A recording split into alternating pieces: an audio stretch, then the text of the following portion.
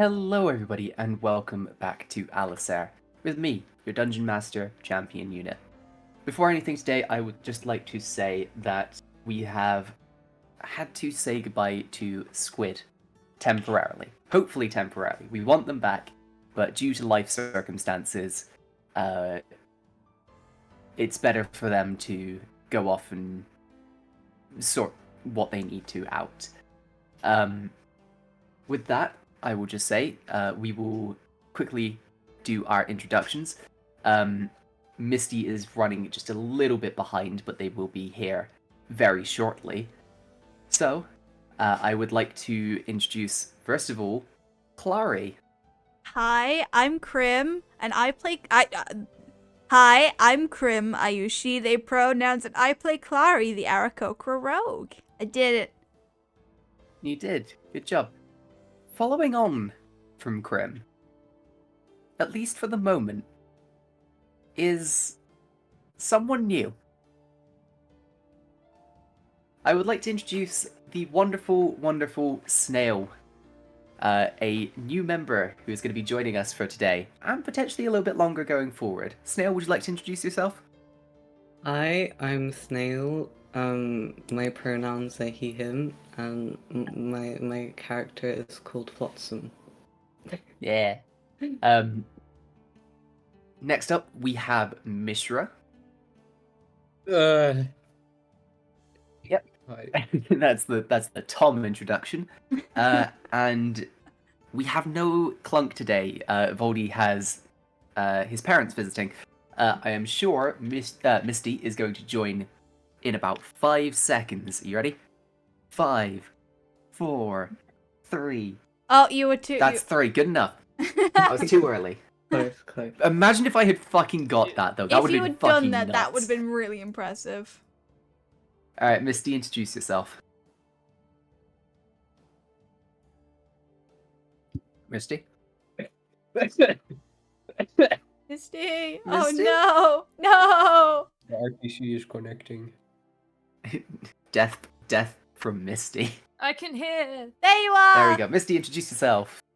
Hello, everybody. My name is Misty. You can call me Misty, and I am playing our party's shit. Hi, Last I'm Misty. Warlock. You can call me Misty. I am any pronouns they them preferred, and Nazora. There you go. Yeah! As always, we do our best to upload these at 7 p.m. Tuesday, Wednesday, and Thursday on various platforms, including Spotify and YouTube. Yippee! Tuesdays and Thursday for the Spotify, and Wednesday for the YouTube. I think that's all of the messages out of the way for today. I believe so. Yeah. Krim, would you like to run the intro video? I would in 3, 2, 1!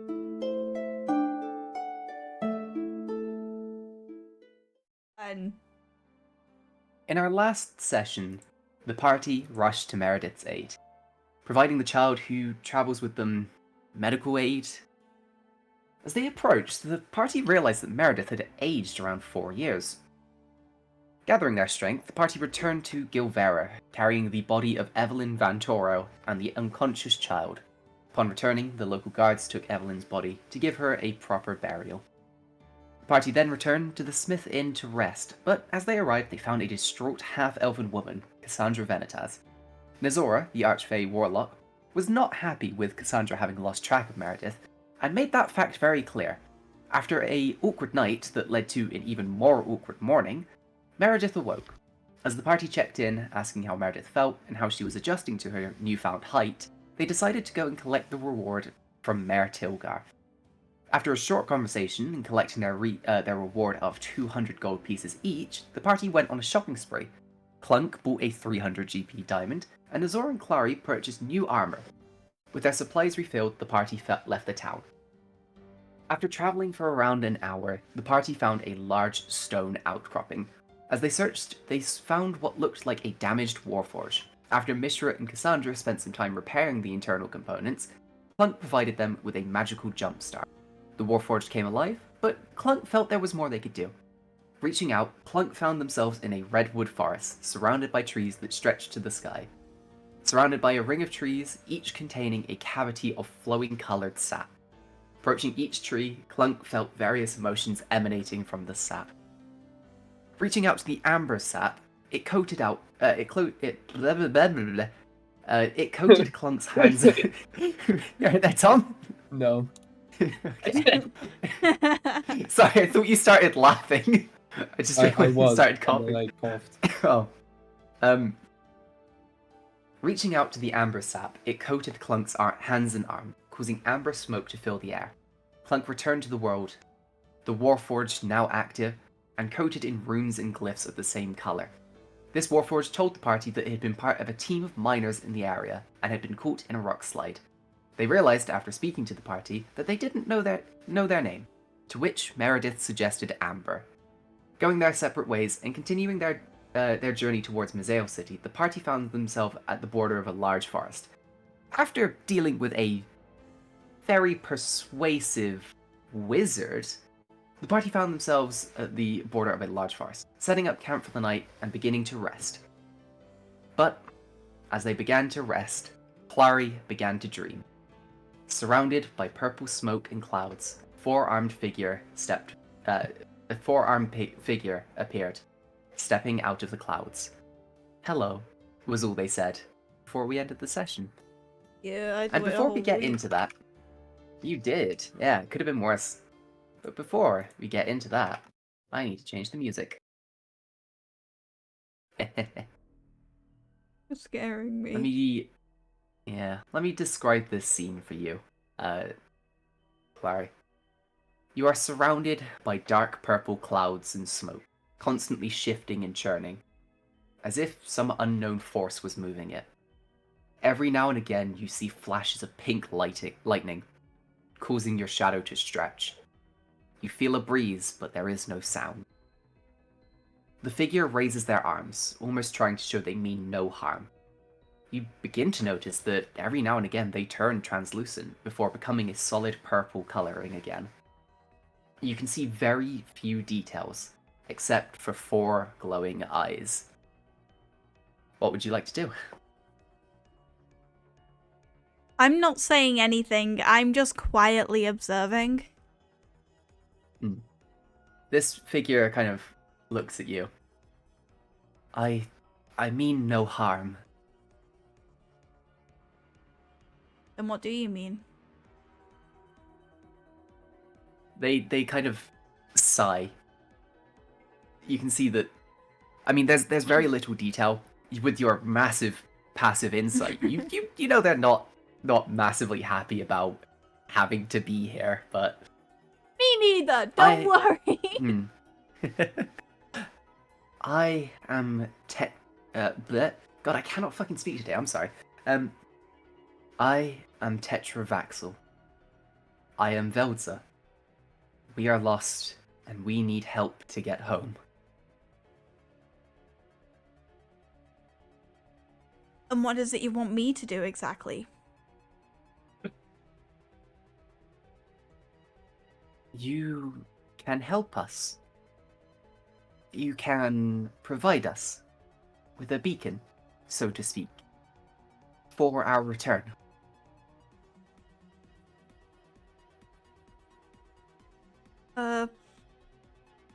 And where do I get this beacon and what do I do with it? You're not really giving me much to it's- work with. Apologies. I am still learning your language. You possess a portion of our power. We can track this, link it to us, creating a beacon.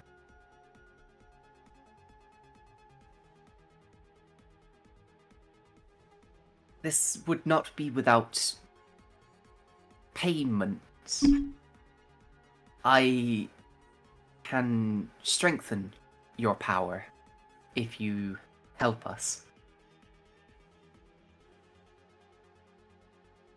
So I need to get stronger so I can be a beacon for you? No.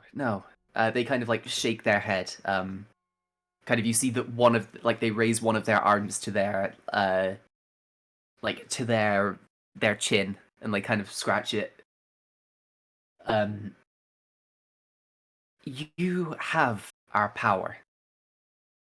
I can enhance it. We can connect your power and follow it like a rope. Okay. Is that okay? I mean, I'm still very, very confused. And I'm still not exactly sure what you want me to do. You will not need to do anything. You will. It will. It will let us follow. It will let us link, if that helps. I apologies again. I am unfamiliar with your language. I don't think it's the language barrier. I think this is just a lot of information to digest.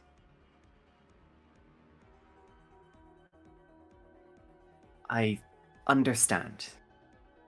You do not need to make the decision right now. If you would like to help us later, I can reconnect us. I mean, currently I see no harm in helping you. It aids me as well. Is that as far as this deal goes? Yes. You will help us come home, and I will give you a gift. Shut up. Sorry. What the Please. fuck is that? It was my What was that? speaker. What the fuck is that? Dude, it was like, whoop. I'll help you. Thank you. You see that Tetra kind of reaches out with one hand. And you feel this silent breeze flare into a strong wind. It ruffles your feathers violently. You're a bit angry now. It's ruffled your feathers. The fuck? You look like, you've just like had like a fucking like a hair dryer just like blown at you. I'm gonna yeah. be so puffed up. You are. You see the smoke and clouds swirling around you begin to rush upwards, gathering into one point in the center of this space, before rushing down towards Tetra. It spreads across them in an instant, gathering their arms, speeding towards their hands.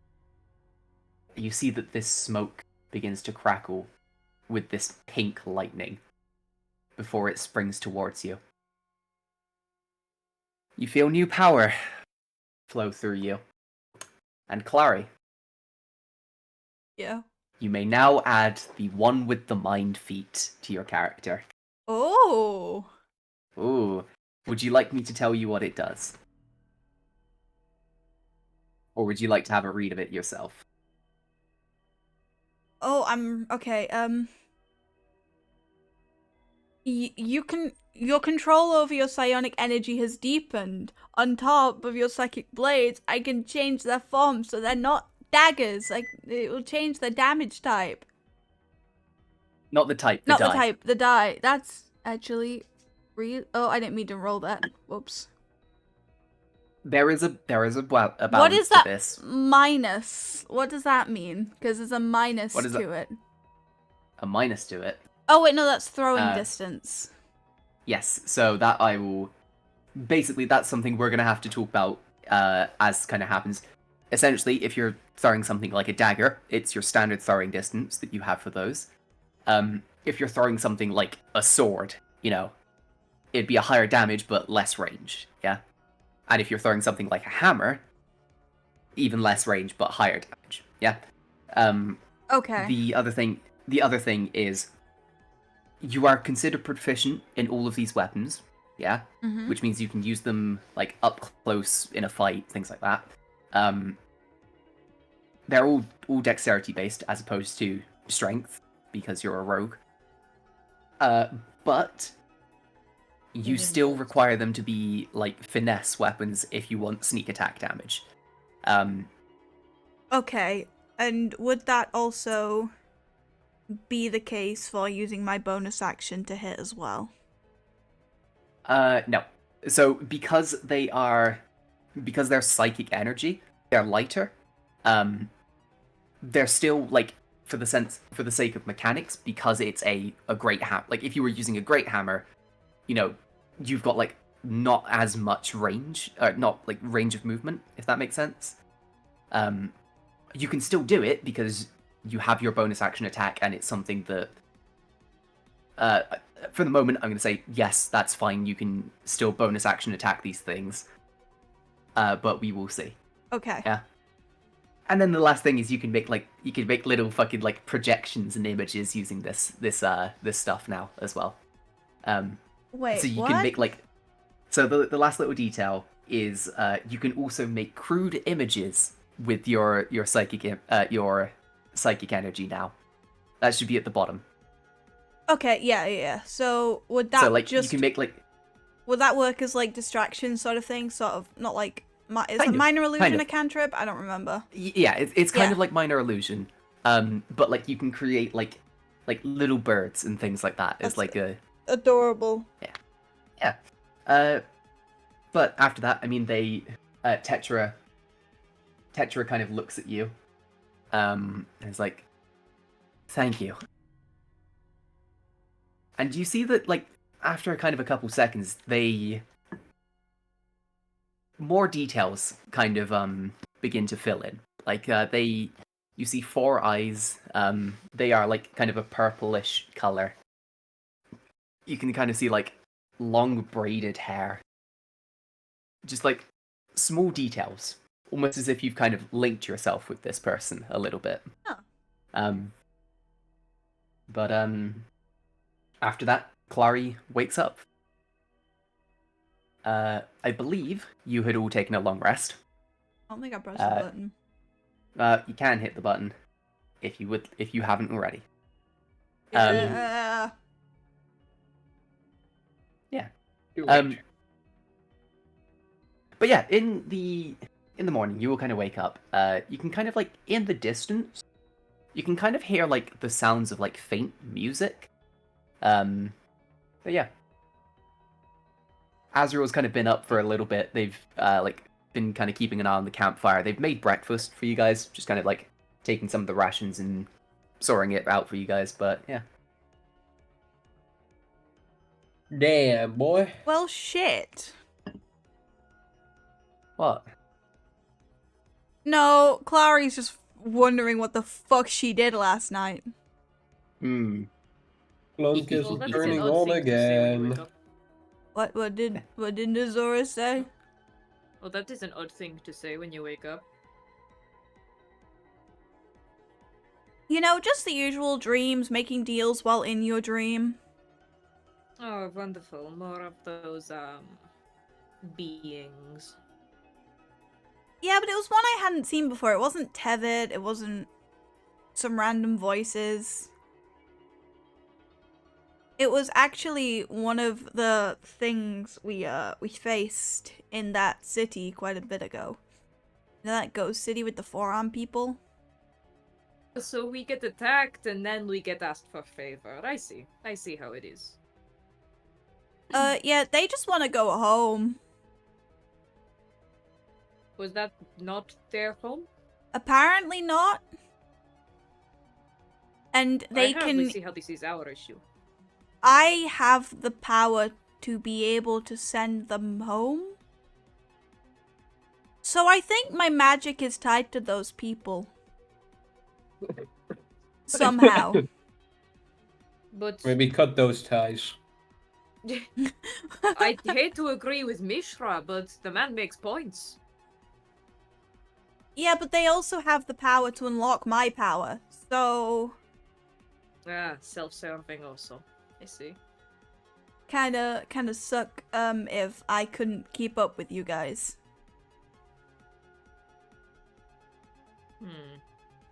Dude, we got this fucking killer beat right now. This is great.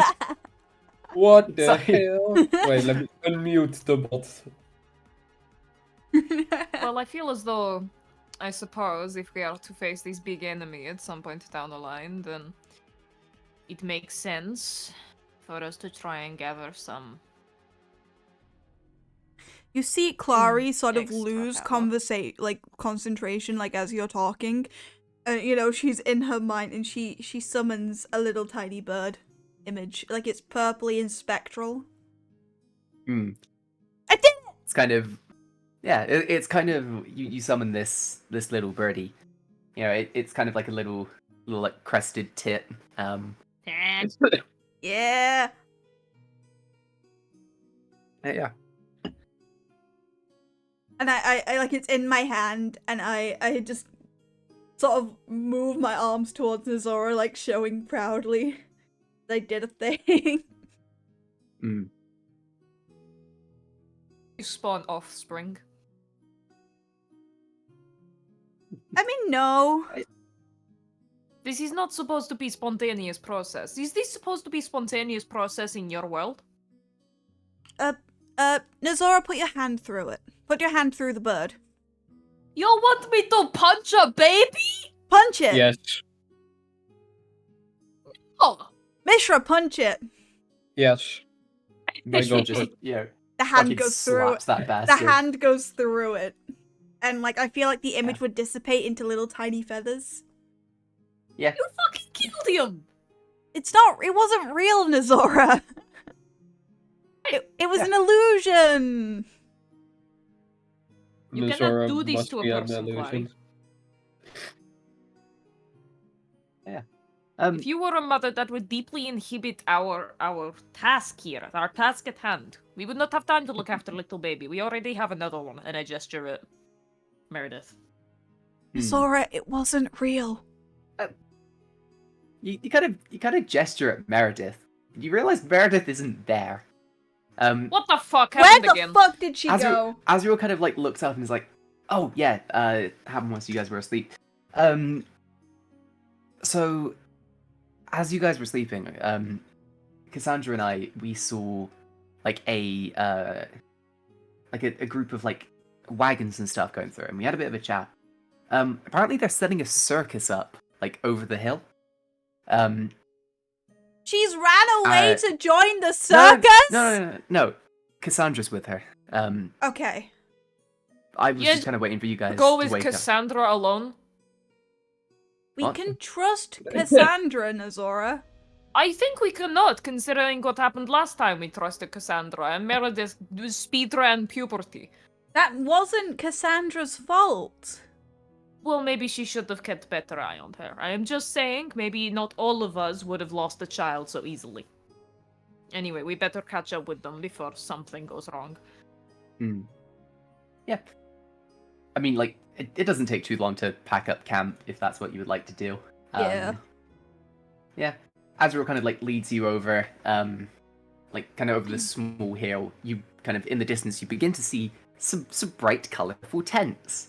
You can see like small figures walking between these like faint upbeat music and stuff. You can also hear like laughter and cheering. One thing that you can see is like there's this really like it's weird. It's like a 20-foot beam that goes up with a 30-foot beam across it. And like it's over this big pool of water, but you can't tell what that does from this distance. But yeah. Never actually been to a circus before. What is a circus? So a bunch of, I think it's a bunch of people, they kind of get together, they put on a little show, and it's a lot of like, a show of acrobatics, magic. It's just, Yeah. It's sort of like theater. Do you know about theater? No. It is a bunch of people showing off? Pretty much, but it's entertaining and funny. I can respect this. I mean, I guess I imagine you guys are kind of like walking and talking at this point, aren't you? Yeah. I want to catch So- up to Meredith as soon as possible, man. As you approach, you can hear like the sounds of like laughter and things growing. You see a large sign, kind of at the entrance, with Circus Delathorn on it. So Delathorn,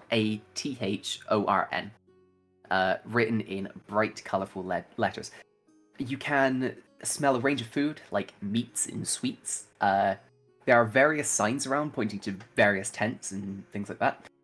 There's like one that like reads like the wrestling, the wrestle beam and things like that. One's like come see the amazing beast, things like that.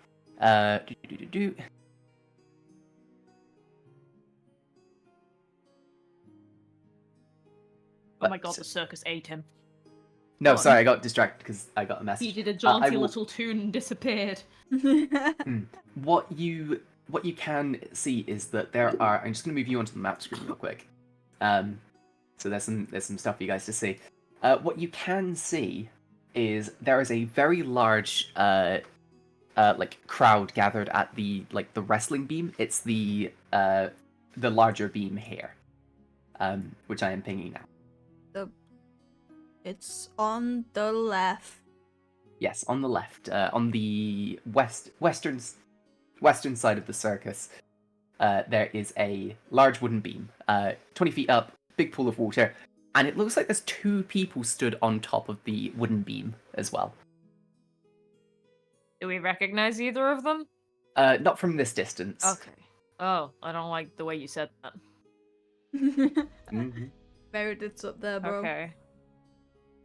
I suppose we get closer. Hee hee hee. Hee hee hee. Music Do I time. recognize them now? Let me describe the scene. You kind of approach and you see this, this large wooden beam. It's suspended about 20 feet above a large pool of water.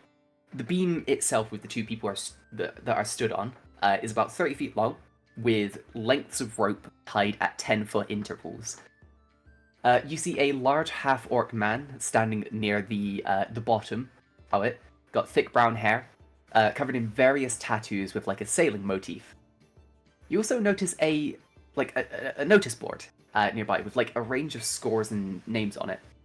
As you're kind of looking over at that, you all kind of hear like a loud like shove noise, and you see this kind of hefty dwarven man like flung from the beam, and landing in the water with a large splash. Looking up though, you see it looks like a small elven figure. They're kind of holding a trident and a shield. Snail, I'd like you to introduce your character. Oh, nice. Yeah. Okay. Hang on, let me get my notes. Flotsam is a sea elf with some angelfish-like features. He has a lot of fins going on. He's got fins for ears, fins for hair, long whiskery type things, some bioluminescent markings on his cheeks, and a very large fin on his back that probably makes it quite hard for him to find clothes that fit. He's got quite a mild-mannered and unassuming demeanor, and yeah, he's yeah. I listen. You kind of see that they're like this Flotsam is kind of wearing these like almost like dungarees and like a shirt and tie under it, like with a shirt and tie underneath. But yeah, this dwarven figure has just been kind of like flung off the side of this wooden beam, like a very loud splashing.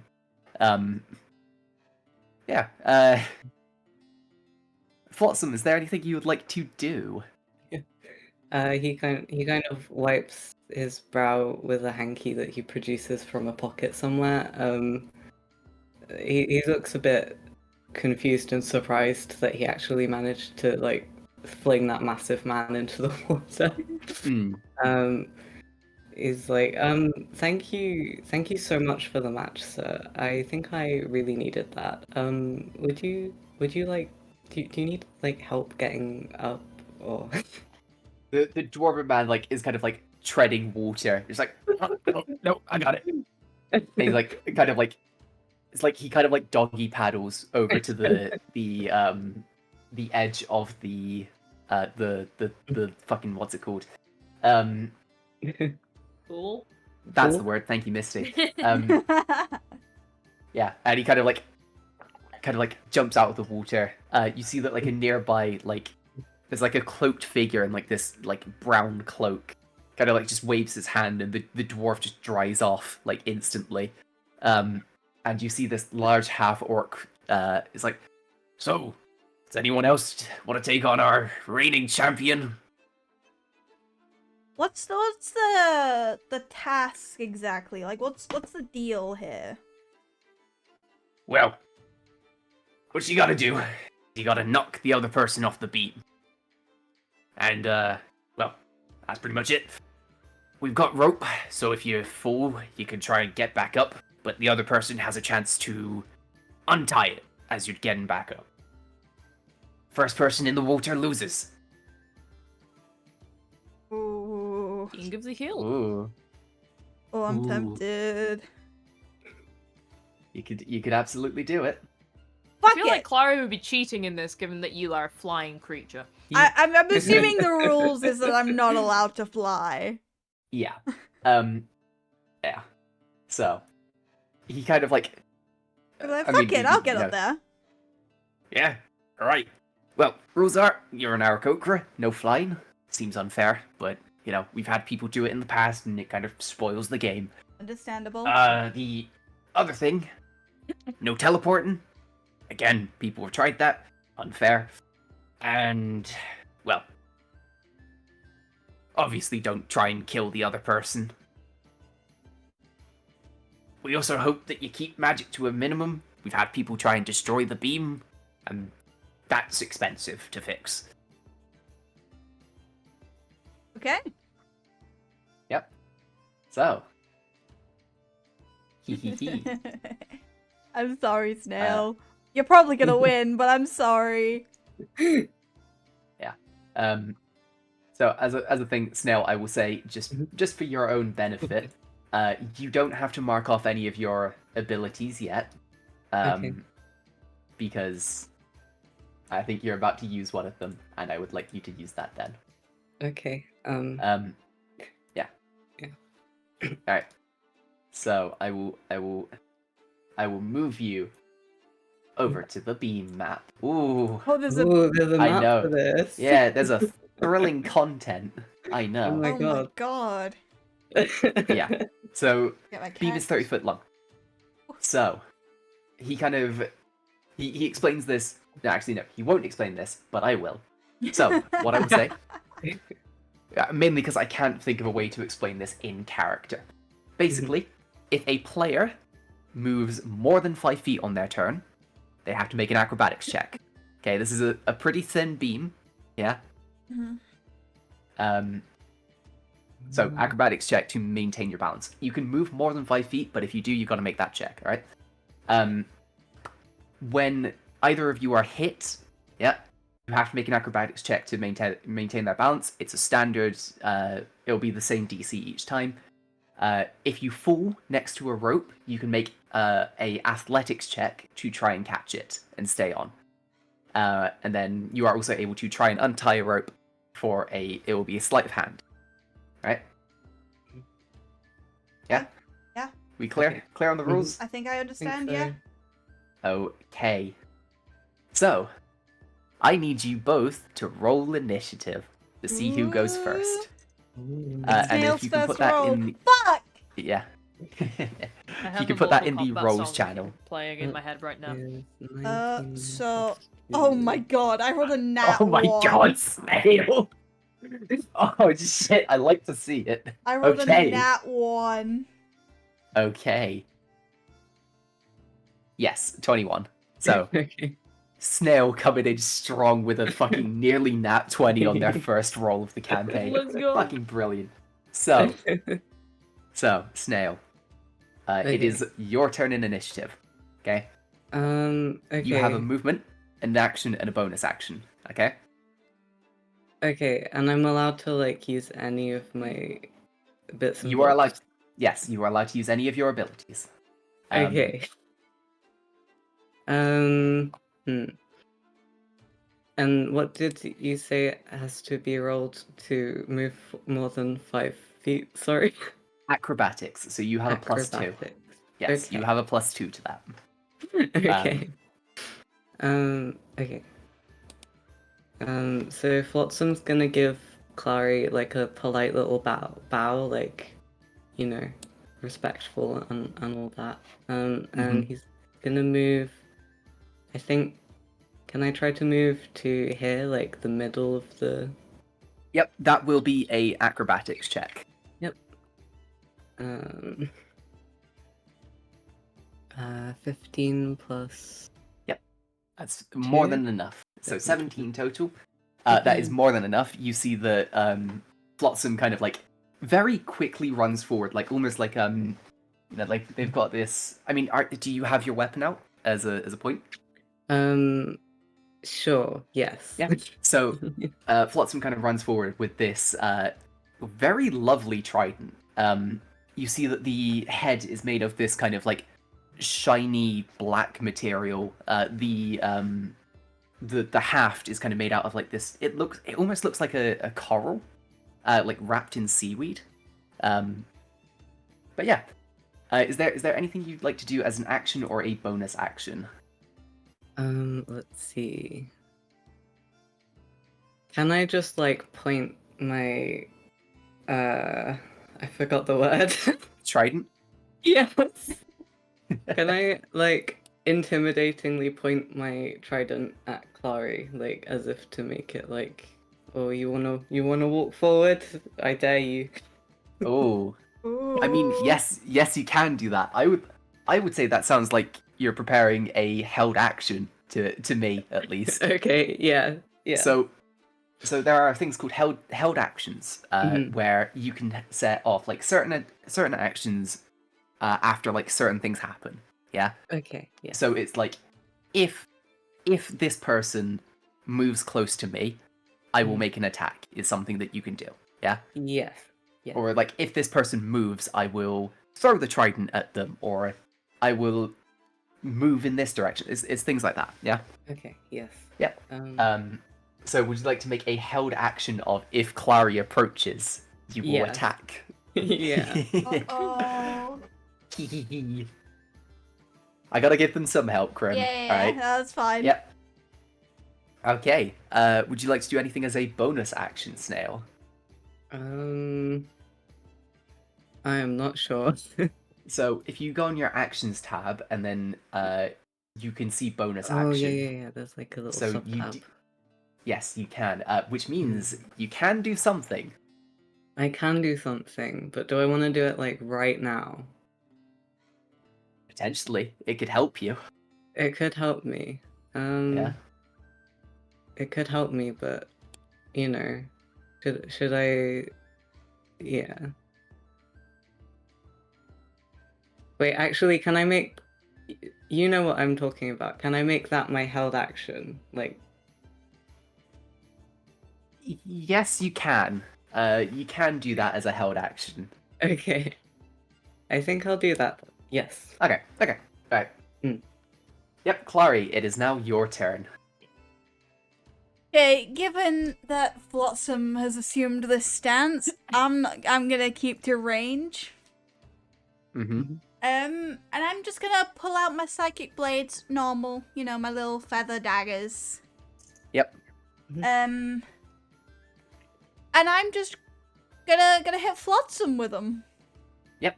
Okay, roll to hit. Oh my god, I'm rolling so shit. Nazora, look! Yeah. That is a 9 to hit. That does not I hit. rolled a 3. Aw. And I'm gonna Would you try like to do your again. bonus? Yep. Okay. Try again. Oh my god, that's a 4. Oh. Oh god. I'm So that's sorry. a 10 Krim. to hit. I want it to be known that all of the rolls I have rolled tonight, I have had a 1, a 2, a 3, and a 4, and that is all my rolls. You're just saving up the good luck for when it's important. Don't lie to them. You know. don't lie to them. No, keep lying Let's to me. It'll nail- make me feel better. So, that is your action and your bonus action. Would you like to move at all? No, I'm staying where I am.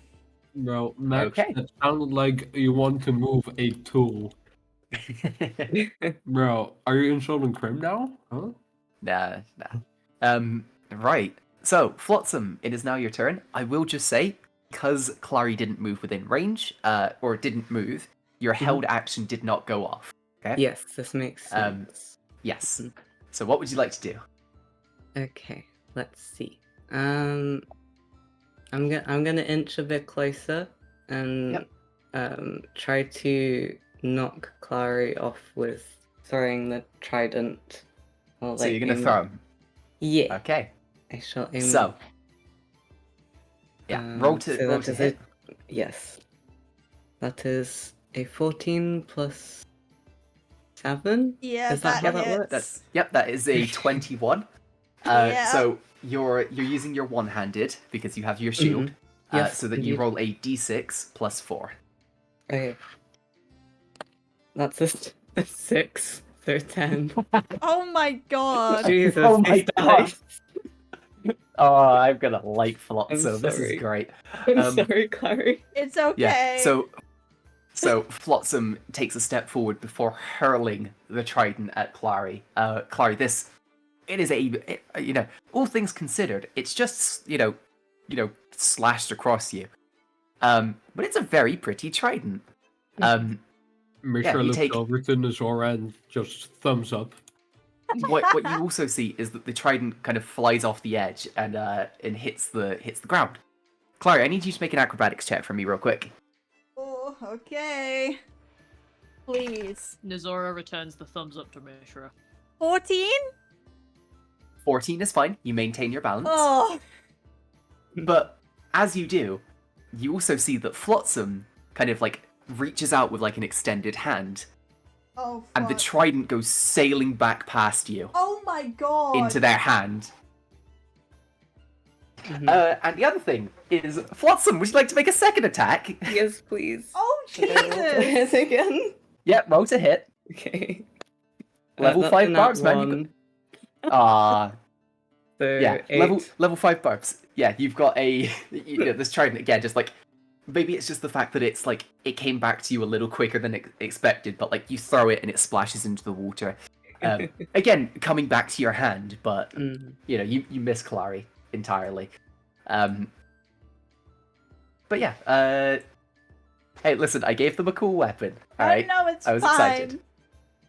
Plus, this is going to benefit you guys massively. Klarri, it's your turn. Hey. I believe you gave them a fucking trident with loyalty.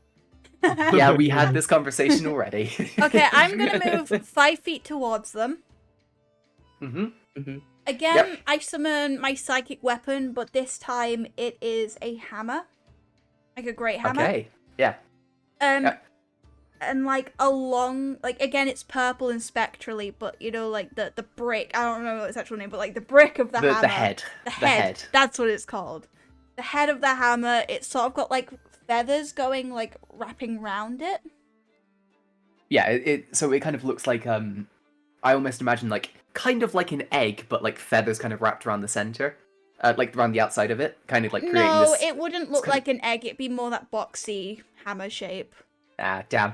I like the idea of hitting someone with an egg and it just No. fucking explodes. No, it's alright. Yeah, okay. Like this kind of standard thing, kind of like it's got like these kind of like etchings of feathers and things like that. Maybe like kind of like lines of like wind or something like that, kind of like Yeah. etched into it. Yeah. Alright, you can bring that in for a swing. Yep. Um, I'm gonna go at him. What? So it's a D20 plus. Is it just my usual +6? Like proficiency. yeah, it'll be your plus dex? stuff. Yeah. The damage will be different though. Okay. So That is a dirty 20 to hit. that'll hit. That will be so you get a D12 of damage. Ooh, and then is that plus my usual 3 as well?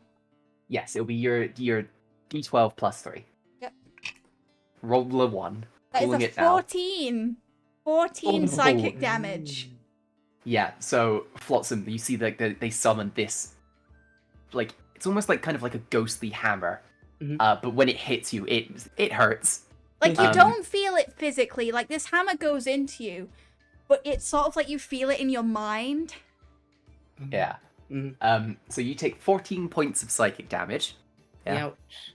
Yep. And I also need you to make a acrobatics check as well. Okay. Can I? Is that a D20 or? Yep. So it's a okay. D20 plus 2 for you. Key. That is. I can't tell whether that's a 6 or a 9. Does it have like a dot or a line at the bottom of it? There's a dot, but it kind of looks like it's in the middle. I think it might be the 9. Okay. Oh, if it's in the middle, then it's. Is it like above the number? Hang on. Should I take a picture? Just send a picture real quick. Yeah. Hang on. Let me find the no mic chat. It's alright. Oh, B-Man, what? Oh, B-Man. Ooh. B-Man here, go and send pics. Ooh. Whoa. What would That's a that be? 9. It's That's a a 9. 9. Okay. So, do you know what's great? What? Had you Really rolled nice this? It is a nice dice. Thanks. Had you rolled the 6, you would have failed this, but you rolled the 9. So with a 11 acrobatics, you know, this hammer kind of gets you, and you almost begin to fall, but like maybe you like kind of like slam the trident into the ground, just giving you that just enough time to kind of like pull yourself back up. Yep. Yeah. Yeah. That is your action, Klarri. Would you like to make a bonus action? Ooh. I'm gonna swing again. I think what we'll do is the same thing of your daggers, where you don't get the modifier on the damage with this. With a bonus action as well, the damage die does go down to a D4 on a bonus action. So would it go down to like a D8 or something? Yes, let's say that. I'm as gonna well. be fair Yeah, with that. I think I'm that- not gonna take the whole yeah. D12 because that feels broken. It doesn't hit anyway. That is a 10 to hit. What is it? What? Plus 6, so no, 16, that's a 10 or total. 10 total. Oh, Yeah. Crim. Aw. I'm sorry, buddy. That is, I guess, the end of your turn. Like, I go in for a Flotsam. swing, but I'm not quite used to this new ability yet. Yeah. All right, Flotsam, it's your turn. Alright, So- God, my brain, I'm sorry. It's all right. It's all right. Okay, oh, sorry. What I was going to say is, Mm. if you would like to use the thing that you wanted to use your held action for, the benefits of that would happen. Would need to be done before you make an attack. If that makes sense. Yeah, I assumed as So, much. yeah. I'm trying to decide whether I want to use it now or give it some time to cook, you know? Yeah, I get you. I get you. Okay. I think. Could I do it like in between attacks if I needed to? Or not really? I don't know. Okay. I think some people. I'm That's gonna leaning say. towards no, maybe.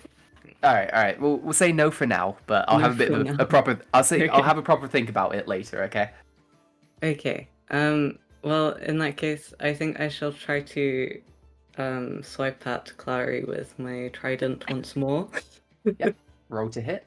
Get the raise. Ready? We're gonna get a Uh, crit. Snail crit. Pulling it now. That's a 9 plus 7, 16. 16. Yeah. Yep. So roll damage. Okay. And Clary, I'm gonna need that acrobatics check.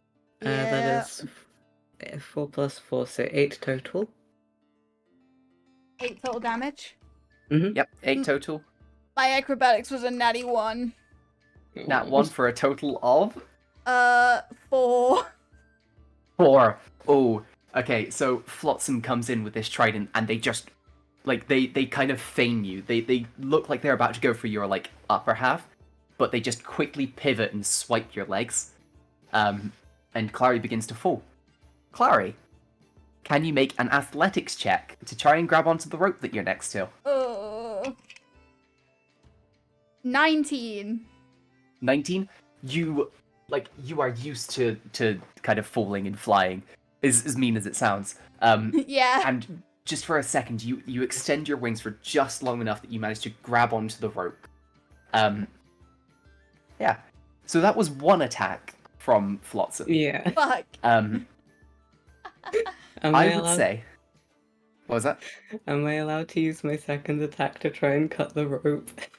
Oh I my would god. say yeah. Yeah, I would say go yeah. for it. That seems fair. Okay. I shall roll. Snail crit. That is 18 on the dice. Oh my god, I love this character so much already. I mean, I'm not even gonna make you roll damage, man.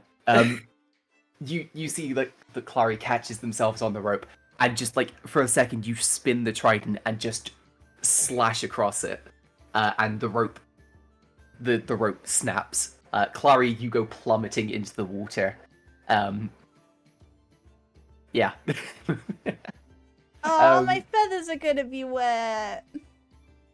Yeah, the crowd around you is cheering. Nazora and Mishra, you actually like kind of look around and you notice that Cassandra and Meredith are here. Oh no! So they just watched Klarri get their ass beat. Good. Amazing. I march over to Meredith though. Like immediately, I've stopped focusing on the fight. Yeah. Klarri, I imagine you kind of like start making your way out of the water. Yeah, I sort of like do like the little bird shake Oh, Yeah, as I'm and- coming out. Again, this figure in a brown cloak just kind of waves their hands and you dry off. The issue with you, as opposed to the dwarven man, is, you know, like have you seen like when a bird gets dried and their feathers just puff out? Yeah.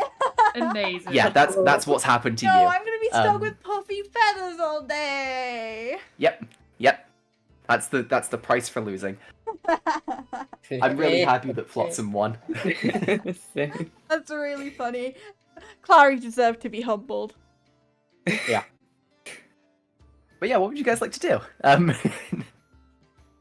I sort of like Um, walk over to Nazora and Meredith. Yeah.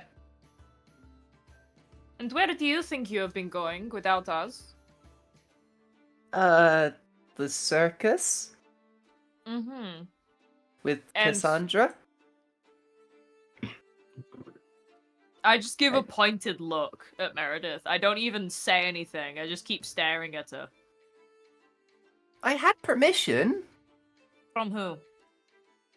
Azrael and Cassandra. Azrael is hardly the most respectable member of the party, and Cassandra, well, Hey, we've already shown that you cannot respect her authority. Meredith kind of looks up at you and is like, she's not happy. Don't you give me that look. I am unhappy with you also. Any number of things Hey, could have happened to Well, you. you know what? And she kind of looks up and just like kind of clenches her fists a little bit. It's not her fault, okay? Oh, what is she supposed to do? I can turn invisible. Yeah? And should you? I wanted to make sure you guys were okay. And you got yourself hurt in the process. What's happened has happened. People made mistakes, and we can learn from them. And what I'm saying is she should have learned not to sneak off while everybody else is distracted. She didn't sneak off. She did not sneak off. She was in safe hands. Someone at the camp knew where they were going. Let the kid have some fun. She can have fun with an escort. An escort. Well, that's a should very respect- different conversation. Shut up. You know I didn't mean it like that. I know, sorry. I just had to make the joke before someone else did. An escort she respects. Because if you showed anything that day when you left Cassandra alone and worrying for you, you showed that you do not respect her authority. Meredith does, just kind of looks angry at you, but stays silent. We can talk about this later. Let the kid have some fun. Hmm. But yeah, you see this this half orc figure kind of like look around, and like, you did good, and like throws up like a pouch of coins at Flotsam. I sort of You get like give 5 like gold. a side eye. Yeah. Get a stink eye from Klarri. Oh. He kind of turns over, feeling this like glaring, prickly sensation. He gives you a little wave and a nod, like, good game. I love him. Yeah. Yeah. I mean, That probably hurts more than the ass handing, I'm gonna be honest. um, the half orc. I mean, you know the name of this half orc Flotsam. It is Kaltor. Kaltor. He kind of looks up and he's like, "Right, you can take a break for now. I'm gonna go see if I got some other challengers for a bit." Thank you, Kaltor. See you later. Did a good game. Kind of like smiles and waves at you. I imagine that Flotsam just kind of does like a very, very well done dive off of the beam into the water. Yeah, he goes for a little swim to the not the shore, but you know what I mean, like The edge of the pool. Yeah. Yeah. Does that thing, where you put both hands on the side and like push yourself jump up out. Yeah. Yeah. The cloaked figure like offers to let you like to do the magic drying thing on you, because you're a sea person, so it's up to you. I give a little nod and a yes, please. Yeah. You kind of like it's like instantly you're just dry. But yeah. Yeah. I go, thank you very much, and I skip off. Yeah. Meredith like looks over and is like, "That was cool." Yeah. They kicked your ass. Yeah. It was a good and even fight up until the end. It was still a good They- and even fight. They just kicked your ass. Meredith kind of looks at you and is like, "It didn't really look even, Klarri. I mean, they Ian. they really did give you a hard time." They kicked your ass, buddy. Buccarino? So true. But what I will now do. I'd like to see Is- either of you ooh. up there. Oh, that's the wrong one. Oh. That's the wrong button. Oopsie doodle. Why would I want to get my clothes wet, dingus? So Get true. dried afterwards. Okay, Yeah. but there is still the discomfort, and I don't know if it's going to disparage the integrity of the cotton, so... And yeah, Hmm. water could also malfunction something. Oh, That's yes, true. no, he is Metal Man. All I'm hearing are excuses. Sorry. No, you're just a weak. Oh, you hearing excuses? Okay, I go challenge him then. Nazora's gonna stroll on up to Flotsam. I mean, Flotsam started like skipping off. So where does Flotsam start heading to? Yeah, well- So you've got a list of things on the side. You've got the aerial Oh. acrobat. You've got archery. You've got the balance beam. You've got the food court, the Hall of Mirrors, the Hammer Bash, Hugo's Hilarity, the Beast Tent, and wrestling are the places you can. Wrestling is the place you just went. So I think I'll head towards I'm heading towards the food court because after all The that food court? fighting, I'm You're a bit hungry. hungry. Yeah. So Oh, the fish. food court. We'll say because everyone's Wow. been talking a little bit. The food court is this place up here. Yeah. So we'll slap you over here for now. Okay. But like, is everyone gonna follow along to see Flotsam? I follow or is it just- Nazora. Okay, right. It's just move you all over here, and I will describe the scene for you guys. As you guys are kind of approaching, you can smell like various things. Like you can smell like popcorn and like sweets and things like that. But like you can also smell like barbecue food and things like that. It's like an assortment of like beef and pork and chicken and lamb. like spices and things like that fill the air. You kind of like, I mean, Flotsam, it depends on where you're going. If you want to go get like an actual meal, or like if you want to get like some snacks and sweets and that. I think, yeah, probably more on the snacks end, because So, as you guys are kind of heading over it, like, you see Flotsam kind of like heading off to this, like, it's almost like a kind of a big cart. In it, you see a kind of a Goliath man, who's like, he's got like a bunch of tattoos on his head and things like that. And he's like sat there just kind of like, he looks like he's got like a big axe or something, and he's just like kind of bashing the table. And he's got like, you can see like jars full of sweets on shelves behind him, like just like shaking and things like that. But Nizora, Please. maybe it's out of the corner of your eye. Oh my god. Maybe it's the, maybe it's the smell or something. Please. Oh my god. But as you look, you see a short dwarven man tending to a grill. Short dwarven man that you recognize. And I fucking sprint over. He doesn't notice you at first. I'll say that now, because he's caught up in like various orders. He has grey hair, tied back into a ponytail, just like last time, with a very thick beard. His arms are covered in various tattoos of sea animals. You recognize this as Howard Dala from Port Belzera all those weeks ago. That did not get picked up, but Misty just screamed. They did. I've been begging Max to bring this character back. This character is the first time Nizora has ever experienced kindness. Yeah. Yeah. Kind of like he's like, you see that he's got that kind of trusty cleaver at his side and things like that. Yeah, he's kind of like chopping up like bits of meat and things like that. It's like order 5 and things like that, and he's calling that out. Yeah. But the big breakfast, please. I did not hear what you said, I'm gonna be honest. A big breakfast, please.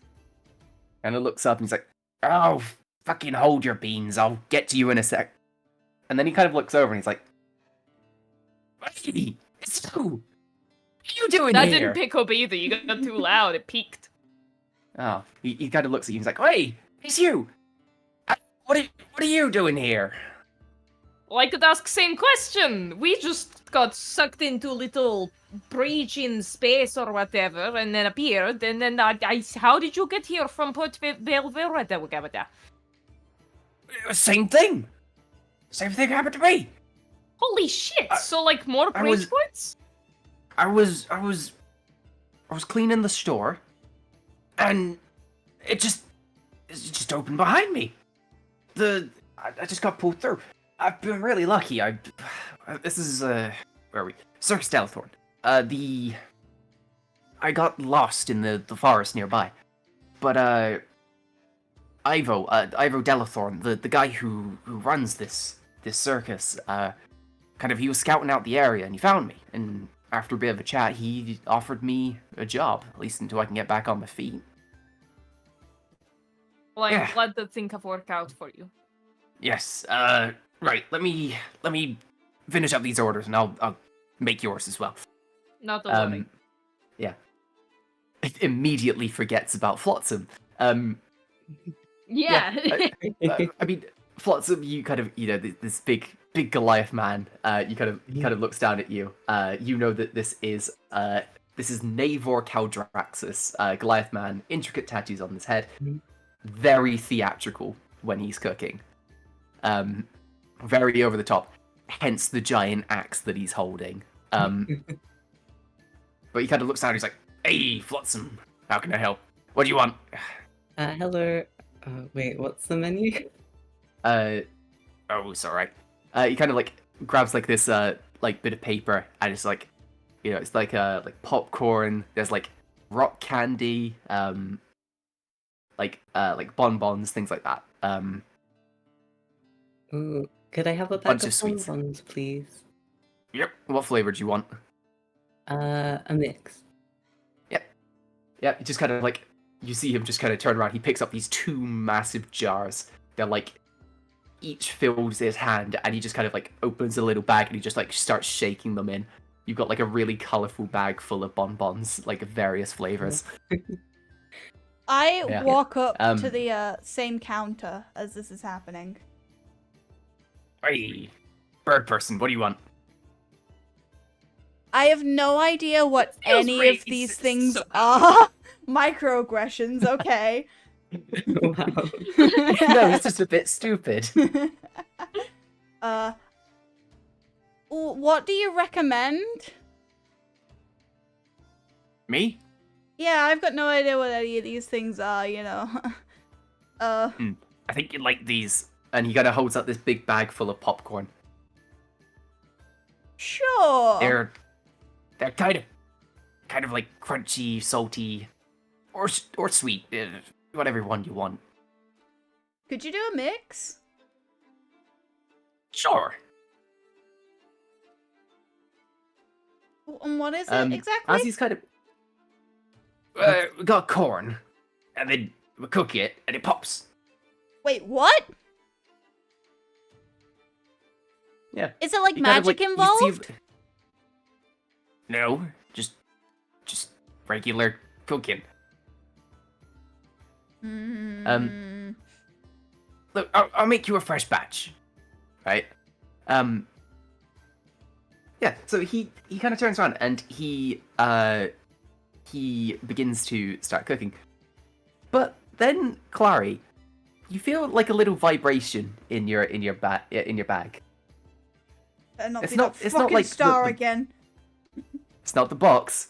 It's like merp, merp, merp, merp. I pick up the stone. Yep, the stone, is vibrating. Oh, Kind of the stone begins to glow, and from the other side, you hear a voice you recognize. Hello? Yeah. So, anyways, as I was saying, wait, what did I just hear? What is- Devine? 1 second. You hear him rummaging through pockets. He Oh, got oh, fucking oh, butt oh. dialed. Oh, hey. Hi. How's it going, guys? Guys, how's it going? It's Devine. Yeah. Oh, wow. Devine, it's Long just time me no right see. now. I'm so sorry to disappoint. Oh, well, hi, Klarri. How's it going?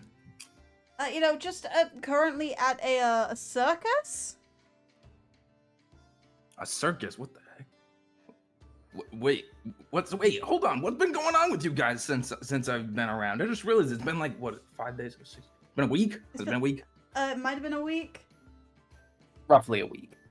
It's But like 6 or so days. This is day 6 since you guys have kind of split up. Actually, no, it would be a week. It'd be a week. Sorry. well, we had some interaction. I sort of moved slightly away from the counter. We sort of had like an interaction with sort of Tevitt's rival called Varus and Heptor, if you know the name. Do Doesn't know ring a the bell. name? Doesn't ring a bell. Never heard of him. Well, yeah, he's currently breaching containment and is apparently really dangerous. Oh, snap. But hey, what have you Was been that- up to? Oh yeah. Well, I'm just with my mom and dad. We got the rest of the clan here, kind of all just hanging out. We're heading over to wait, where we heading, Mom? What is that place called again? Oh, okay. Oh, You kind of like Ah. hear a very muffled like in the background. We're heading to Tautella. right. Okay, yeah, right. I remember. So it's like the neighboring continent, from my understanding. I don't know which direction exactly we're heading right now. I've been letting them do most of the navigation, but somebody told me that we're going on an airship, and that's pretty dope. Problem is, I got a little dragon, and I don't know how they're going to deal with that.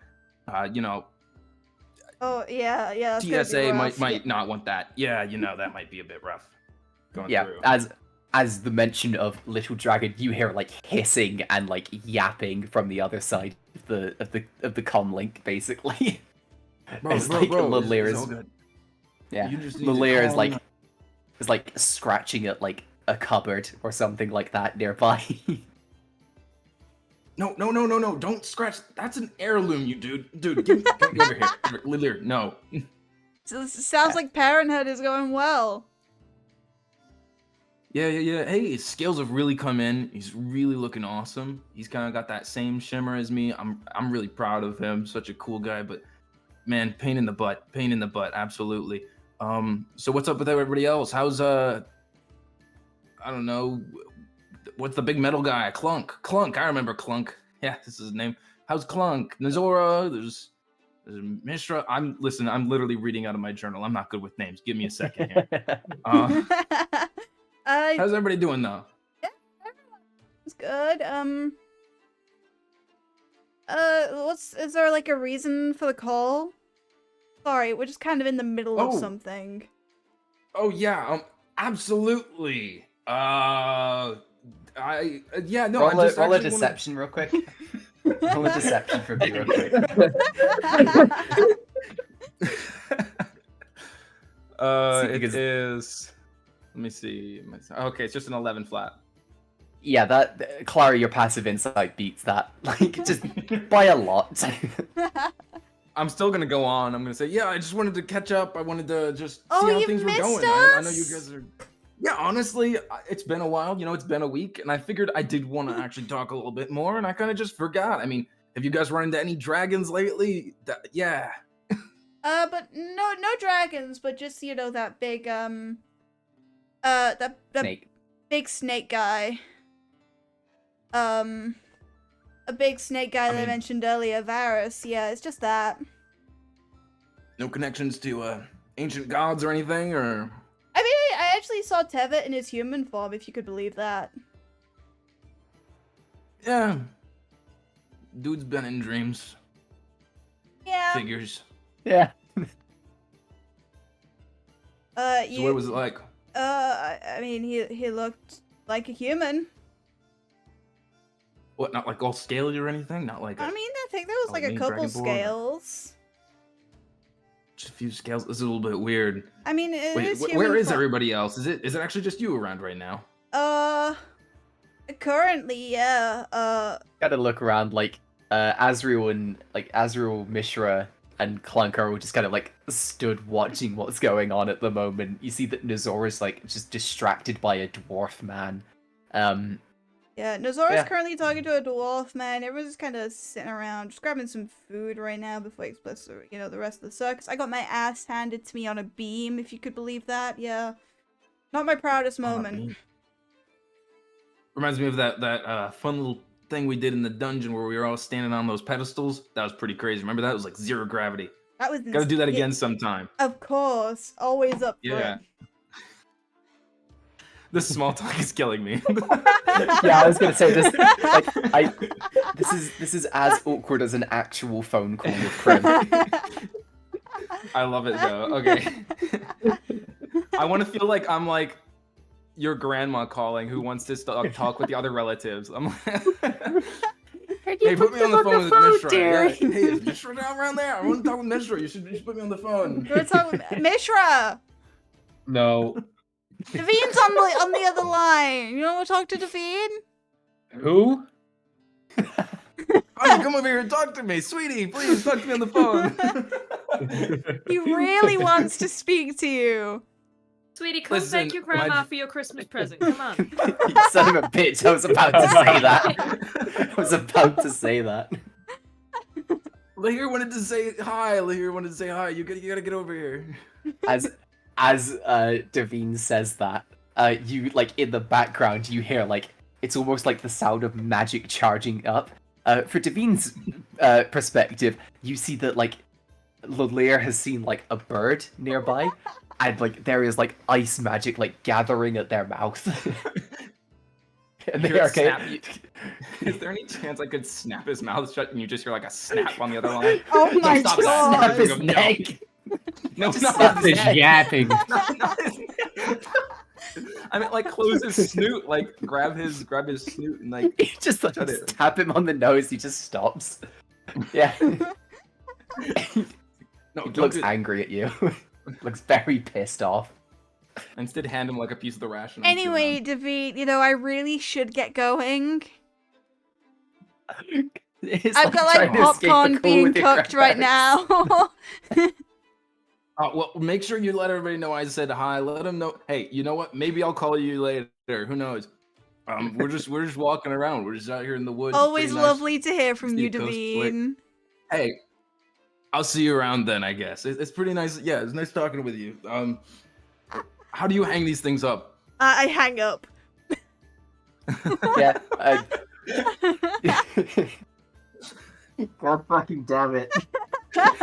Why did I let this happen? I had every best. opportunity. I had every opportunity to stop this. Every single time, at every single turn, I said, "You don't have to let me do this." Yeah, I know, but I like B-Man. It's fine. B-Man, for your sake, Lear is not happy. He's very grumbly at the fact that you stopped him from making a birdsicle. The Goliath man who is making Klarri's popcorn is sat there like just he's chilling, he's doing his thing. You see that every now and again he kind of like does the like the pan toss thing. Yeah. He does that and he does it so all of the popcorn goes in the air. He flips the pan and then catches it again. He's good at his job. Thing is, But, yeah. Flotsam probably saw that entire awkward and like call. Yep. I leave that up to Snail to decide. He's been busy pretending not to be listening. I'm gonna say that roll a stroll back- deception check for me. I stroll back up to the counter. Yeah. Oh, that's a nat 20. Oh my god. Wait, He's hold on. died. Deception 21. Oh my god, that Oh my just God. beats it. That's fucking hilarious. Fucking hell. Okay, yeah. Klarri, as far as you know, Flotsam hasn't heard anything. Yeah, I'm just like waiting at the counter awkwardly, sometimes like side-eyeing Flotsam as I wait for my popcorn. Yeah. I'm just munching happily munching on a bonbon. I'm gonna roll a d4 quickly because I've decided on what flavors there are. Okay. Is a 4. You kind of put one of the bonbons in your mouth. It's a yellow one, and it's very sour. I try very hard not to pull a weird face, but like, you know. I'm gonna say we're gonna keep your deception thing, and you just about managed to stone face it. Yeah. If someone knew me really well, they would be able to tell that it was real sour. I just want to say B-Man put a message in the chat saying, no joke, I was actually eating popcorn before the phone call, and I did hear one of the popcorn crunches at one point. I just didn't want to bring attention to it. I didn't hear it. I did. Yeah, it was like as soon as they joined the call. Yeah, I mean, yeah, you're kind of stood here. This Goliath man is like, he's doing like a little dance as he's cooking your popcorn and things like that. But yeah, what would you like to do? I turn to Flotsam. Yeah. Yeah, that duel was good. Yeah, a good battle. Well fought on your end too. Thank you very much for such a good match. He kind of offers his hand to for a handshake. I return the handshake. Yeah. I mean, one thing is when you kind of grab Flotsam's hands, there is it's surprisingly strong. It's a surprisingly strong grip. Yeah. So do you work here? Max, do I? No, you're just kind of visiting for a bit. Okay. The wrestling lets people of the public kind of join in and do some as well for fun. Yeah, I'm only asking because you seem very familiar with everyone here. Oh, no, I'm just stopping by. It is a nice place. Yeah. It's a good circus. I'd heard many good things about it before I came. But yeah, I'm just here on a vacation. What about yourself? Just traveling mainly on our way to Mazail, I think it's called. Mazail. We're actually trying to get home. Oh, where would that be? Not here? Oh, so you're from Mazail then, I take it? We are No. from another dimension. Mishra spawns in. What the fuck? That's not some like visibly jumps. Yeah. Where He does where that. did you come from? But yeah, like you said, we're from another dimension. Another Oh, another that's world nice. beyond this one. Flotsam is nodding his head and pretending that he understands. I'll look. You know what? I'll say, Flotsam, roll me an intelligence check real quick. Okay. So basically, just roll me a d20, and then the number where it says intelligence. Yeah. Okay, Just yeah. do what that says. That's a 16 in total. What the fuck? Okay. I mean, you've heard like there's like, I think this is mainly just because like just where you did a lot of your work beforehand. There are like theories of these things called planes, which are like they're like different worlds, and that's kind of what you might think these guys are talking about. You don't know a lot about them, but like you have like the kind of idea. Yeah, he nods and he's like, yes, I've heard tale of these planes. Yeah, we randomly came here through a portal. Oh. That's strange. Yeah. Hmm. You wouldn't happen to know anyone that could help us get home, would you? Unfortunately not. I know that they study different planes in the capital, but We are going to the capital right away. you know, I don't know an awful lot. He's gonna like extend his little bag of bonbons and offer Klarri and Mishra a bonbon. Aww. Would you like a bonbon? I don't know if they would agree with my beak. That's fair. Mishra takes one because he hasn't had one in a while. Yeah, I'm gonna roll a d4 to just see which one you get. You get a 2. Ooh, you get like this green bonbon. And if you eat it, it's apple flavored. Yummy. Nice. Apples. Oh, God, I fucking love apple bonbons, man. I love all bonbons. I need to eat them more, but no. Yeah. Yeah. It's about this time that the Goliath finishes their very theatrical cooking, and hands Klarri this. It's like a red and white paper bag, filled to the brim with popcorn. Yeah. I take it, well, thank you, and I sort of like reluctantly sort of like pick one up, put it in my mouth. Yeah. Rolling in. It's like a soft. It's like a soft like crunch. Rolling to see if Klarri liked it. Oh God, what's the chances? Actually, I'll roll a d100. That's better than a d20. D100. Yeah. All right. It's not really her thing. Yeah. But like she'll eat it. Yeah, fair enough. Kind of like every now and again, like pecking the bag, just like bits of popcorn just go like flying out the sides. In this time, Nazora, you do get your yummy dinner, your yummy Phenomenal. breakfast.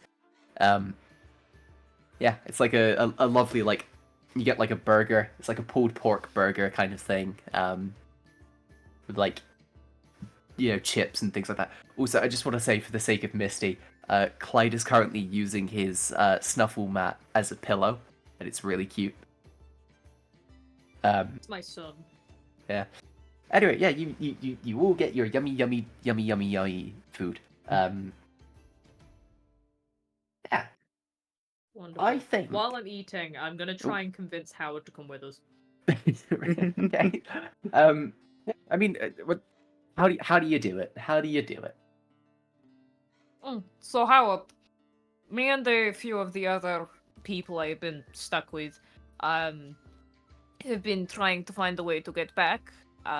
If not to where we were going, to at least Port Belzira. I am aware, obviously, you have quite the cushy little setup right now for while you are setting yourself back on feet. But if you would like to join while we try to get home, then you are more than welcome. I think it might be a case of, I think I need to build up a little bit of, what's the word? Need to build up a bit of knowledge on this world. I never really had a home. I moved around a lot growing up, so might be worth sitting down in one place for a while, see what happens. If you ever find a job that you might be able to bring me along, then that's fine. But I think for now, it might be better if I stick with these people. He kind of like looks around. It's like it's good income, you know. I see. Well, it is disappointing, but I cannot say I am unsurprised. I wish you the best, my friend. Yeah, you too. He kind of he's like, yeah. Well, I feel like it would go against tradition if I didn't do this. And you see that he kind of like loads up like a little lunchbox for you. So you have more delicious Howard This is your food for now. business. Hey, man, listen. You're the first folk I recognize outside of the people I work with, alright?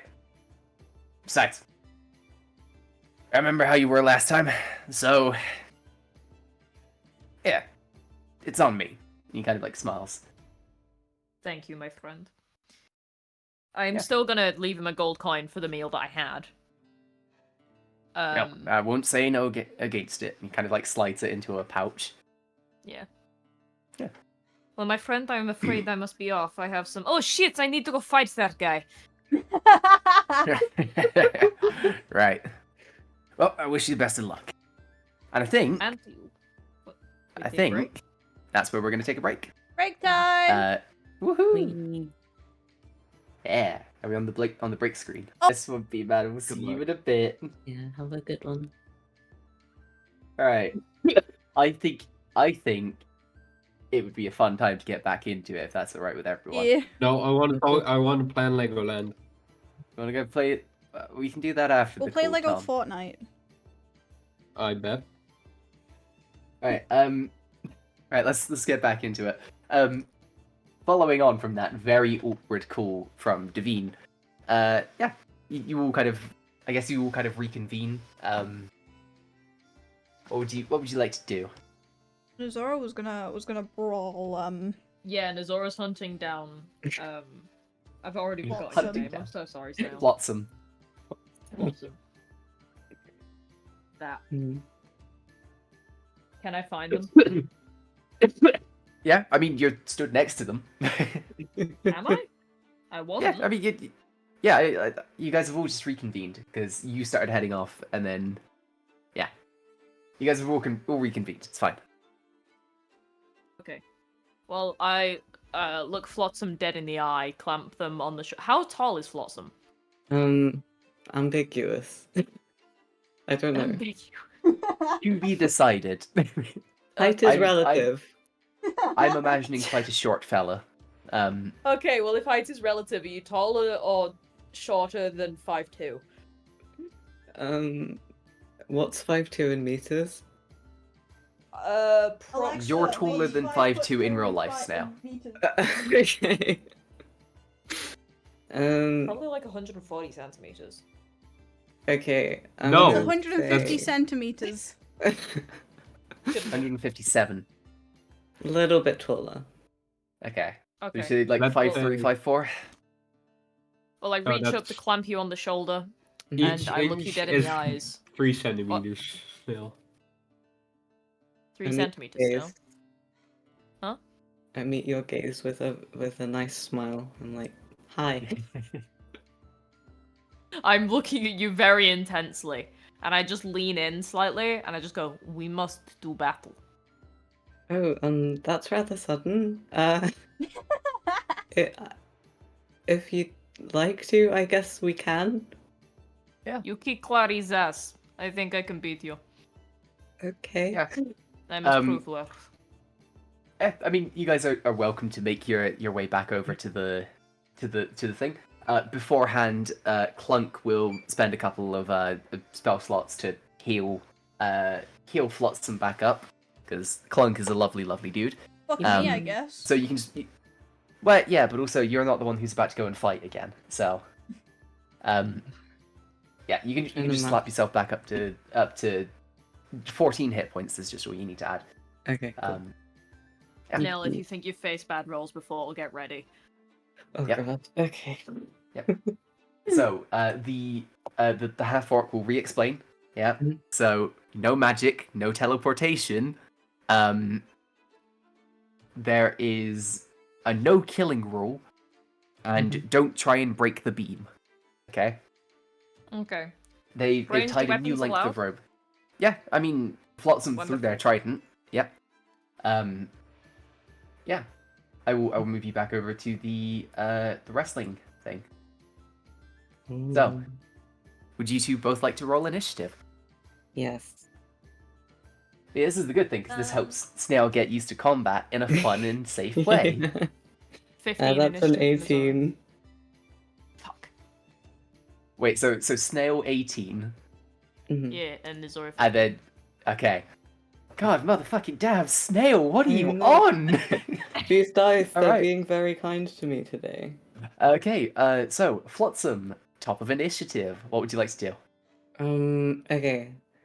This time, I feel like Nazor is radiating a dangerous aura of confidence, so I'm gonna Yeah. just... Wonderful. I'm gonna Yeah. inch forward a little bit, and then... Yep.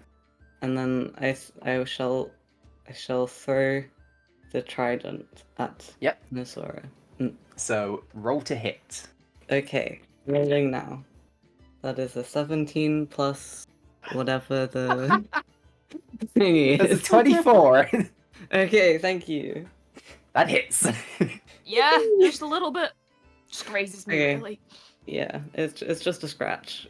Yeah, so Yeah. roll your damage for me. Oh, that is a 6 on the dice. Oh my god. Snail, what the fuck? I don't know what's happening today. I'm a bit scared. The last time I used these dice, they hated me. That is 10. Is it? You rolled a 6 on the die, didn't you? Yeah. Yeah, so that's 10 points of piercing damage to Nazora. Yummy. Didn't even Yep, feel it. That's fine. Acrobatics check for me, Nazora. Good. Oh, wonderful. Cool. That's gonna be 15 plus. Yep, that's fine. Acrobatics. That's fine. Oh. Yep, that's fine. Yeah. The trident kind of like cuts Nazora's side, and then flies back to Flotsam's hand. You could make a second attack if you'd like. Yes, he is in fact going to throw it again. Oh my god. Oh my god, here we go. Natural 20? That's a 2 on Ah. the dice. Oh, I want the snail Super natural 20. That's like 9 in total. Yeah, I'm 9 shooting does low. not hit. Yeah.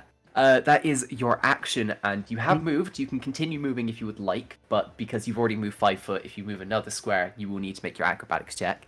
You can also use a bonus action still if you would like, or we can move on to Nazora's turn. I'm good. Could I ready an action again to like strike You if so Nusora you moves would not forward be or able to attack? do that because okay. you have used your action to attack. Yeah. I see. So I see. readying an action just means putting it at a different time if a condition happens. Yeah. Oh, You still that need makes your sense. you Yeah. need your action available to do it. Yeah. Okay. Thank you. It's no problem. All right, Nazora, it's your turn. Okay. Zora is gonna pull up the big bad crossbow. Yep. Cool. They said no magic, didn't they? They said no magic. Okay, so yeah, I'll pull up my crossbow. Otherwise, I'd have just used my daggers with green flame blade. And I'm gonna pelt one off at you. Yep. Roll to hit. Mhm. It's a 13. Does not hit. Nah. So Okay. for your sakes now, the number that Nazora needs to beat is your AC, which is your armor class, next to Okay, yeah. initiative. So they need to either hit that, so roll the same, or need to roll more than it. All right. Right. Yes. So Nozora needs to roll a 17 or above, Mhm. which in Misty's case is not going to happen. Hey, Putting it bluntly. Damn. Misty might get lucky. I believe in you, Misty. You're gonna roll that dice and you're gonna slaughter. Snail, I Um, love your optimism, but buddy, I think Yeah. you're just gonna win this one. That is your action. You can make a bonus action if you would like, but I don't think you have many bonus actions that aren't spells. I don't. I have Hex and I have Misty Step, and both of those are out of the question. Yeah. Would you like to use any of your movement? Yeah, I'll get in nice and close range. 30 So- feet, like, beam, so I can just So go. this board, Right. is Uh-huh. 30 feet long. Yeah. So you have moved 10 feet, so you need to make an acrobatics check. Okay. Oh, you didn't tell me that until after I'd moved, did you? I was about to, and then you moved. I will let you retcon it, but basically, if you move 10 feet or if you move more than 5 feet, you need to make an acrobatics. It's the same thing as the other two. Yeah, I'll retcon that. Yeah, just move 5 feet or. Nah, I'll just stay where I am. Yep. Okay. At the top of initiative is Flotsam. PP. Okay. I shall take another step forward. Yep. And I'm once again going to throw my trident at Nasora. Yep. Roll to hit. 9 plus 7. 16. Which Yeah. hits. Which hits. Okay. If I remember correctly, Nizora, I Does that believe, is hit? AC 15. Yes. Okay. Small little twig. I thought you Uh, could call them a twig mm. then. 3 plus 4. Same thing. I think that's. Oh, 3 I'm plus so 4 is bad at 7. maths. 7. Yes. You're so right, that's so true. Yeah. That's 7. Nizora, you need to make a acrobatics check.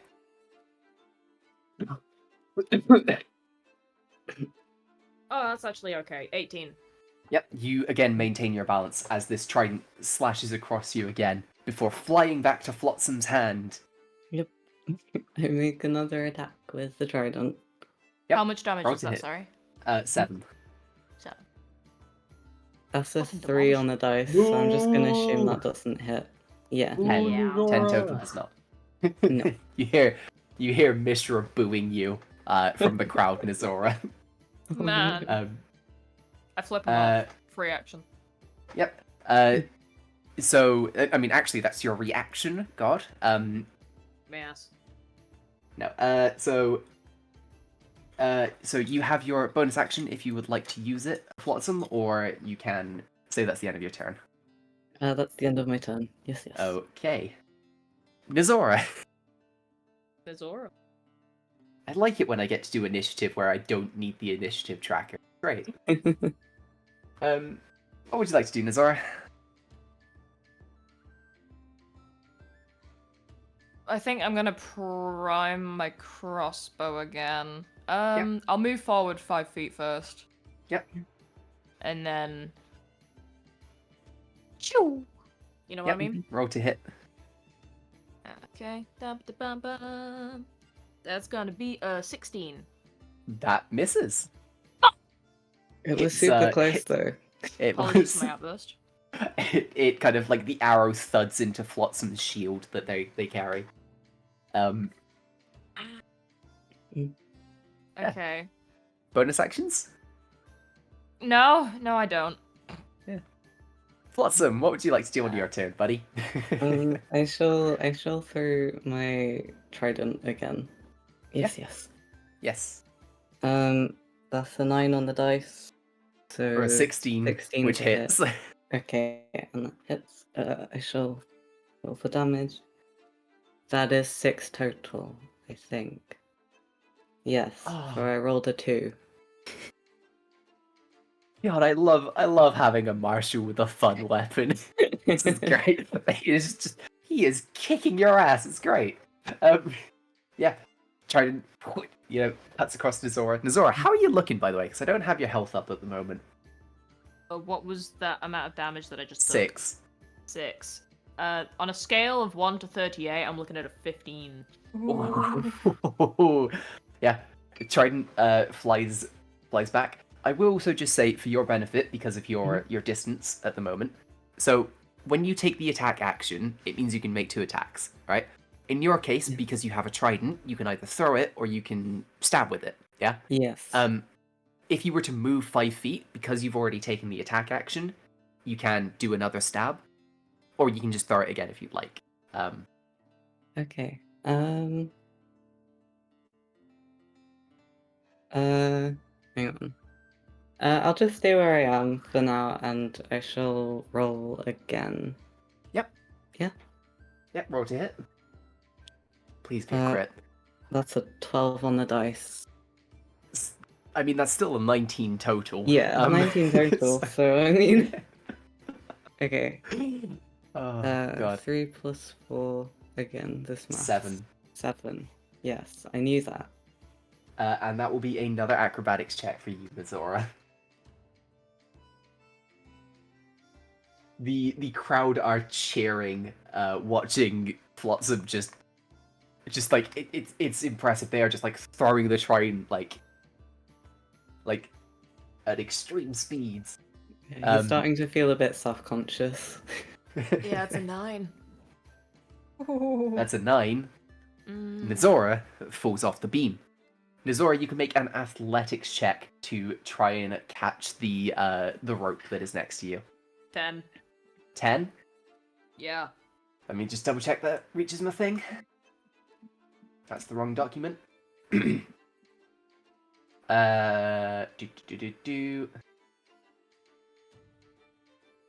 Yep, that is just enough.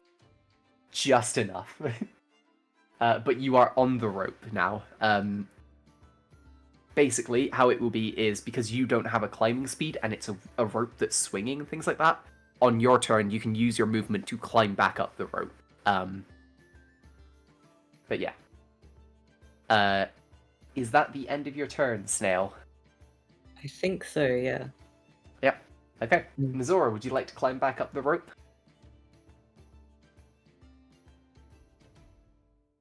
Okay. Made it up. Yep, you've made it up. You have used your movement, though. Okay. All of it. Yeah. Okay. Because it's like, you've got like half speed climbing. It's like a 20-foot rope. I'm going to say you caught yourself at 15 feet, and it's just like pulling yourself up. Yeah. But yeah, it is your turn. Okie dokie. I'm not doing hot. Yeah. I would like to, So this metal beam is being suspended by ropes, right? This is a no. So this wooden beam sorry. has it's like a wood. Basically, it's kind of like a T of wood, right? Yeah. No. Like Hey. it's got a beam in the middle holding it up. Yeah, so there's a beam Okay. in the middle holding it up. Basically, where that rope next to Flotsam is there's a beam underneath it. The ropes are just on that area, on both sides of the beam. I just didn't want to draw it in a way that was confusing for perspective. And also, I had to speed do this today. So would you say it's very stable? It is very stable, yes. What, were you going to try and jump on it to try and get them to Yeah. ping off? Yeah. I'm trying to get creative. I roll low Yeah. enough that it doesn't do anything whenever I try and hit. Yeah. I mean, you could try and think of other creative things. It is a stable beam because they want it to be like, like an actual like knock each other off as opposed to like just jump the beam, kind of thing. Okay. I'm gonna try and bluff Flotsam. Okay. Okay. Can I try and intimidate them into thinking I'm about to do a big finishing fucking smash style move? Okay. I would say this is a deception. This is going to be a deception check from Nizora and a opposing insight check from Flotsam. Okay. Deception? I mean, would you not say I'm trying to intimidate them into... No, I'd say you're trying to deceive them, Misty. I'm sorry. The fact that you said in your your pitch, can I try and deceive them into thinking I am about to do this big attack? To Yeah. intimidate them. You said deceive first, and I think this is more of a deception as opposed to an intimidation. I If you're mean, I trying to- said, can I use intimidation too? So I said intimidate. Yeah, I don't. Yes. You didn't. I did. I don't- Pull up the clip! I don't think that you can use intimidation for a deception thing. You know? Because you are trying to deceive them into thinking that you're about to do this big attack, aren't you? Yeah. Like, it might be in a frame of like, you're gonna say something intimidating, but at the end you are still trying to deceive them. Yeah? I know you try to get intimidation because you're proficient in it. I'm saying that 18. now. On your deception. Well, yes, why else would I be saying that? Yeah, 18. Alright, so... Snail, if you can roll a insight check. Where is that on the... I'm reading. I think it's in So the middle. it's Oh, okay. Yeah, so it's I got a plus 0. 13, so... As far as you can tell, Snail, or Flotsam, this Nizora is about to do something very, very, very scary. What I will say is, what I will say is, Nizora, you will have advantage on your next melee attack to hit. Alright. Does that seem fair? Yeah. Yeah? Okay. I will also say that would be a bonus action to do. So you can make a attack if you would like. But you would also need to move one closer if you'd like to make your melee now. 7. Are you moving closer? I don't have any more movement on this turn. I was gonna use you my don't? crossbow. Okay, so 7 with a crossbow does not hit.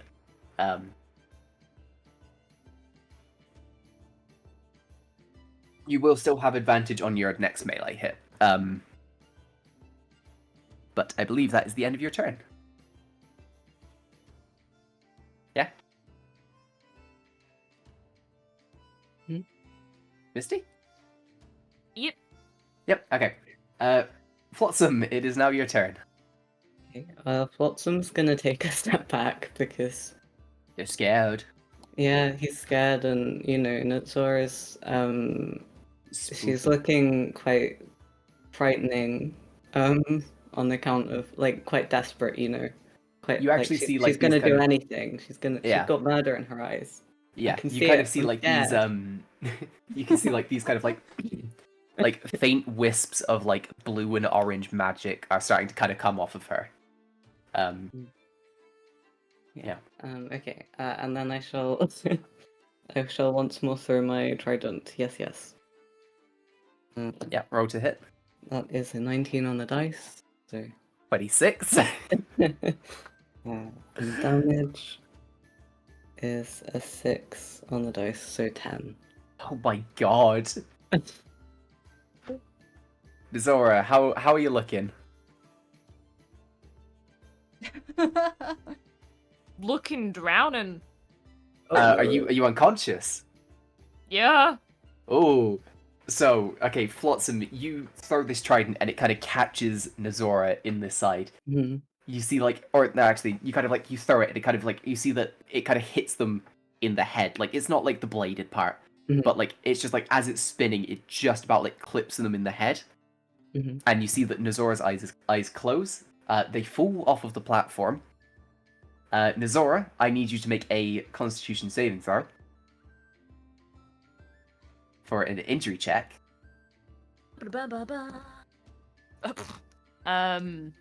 6. 6, that's a fail. And then I need you to roll a D20 for me, Nazora. 3. Oh no. Sorry, what? What did you 3. roll? 3. Oh dear. Oh dear. As Nazora kind of falls off of the platform, you like as they're falling, you they kind of go off to one side a bit further than anticipated. It's like almost like the spinning of the trident, like it just gave them just a little bit more momentum than intended. Nazora, as you fall, you are kind of. I'm gonna just do it on the map for the sake of clarity. You're kind of smashed.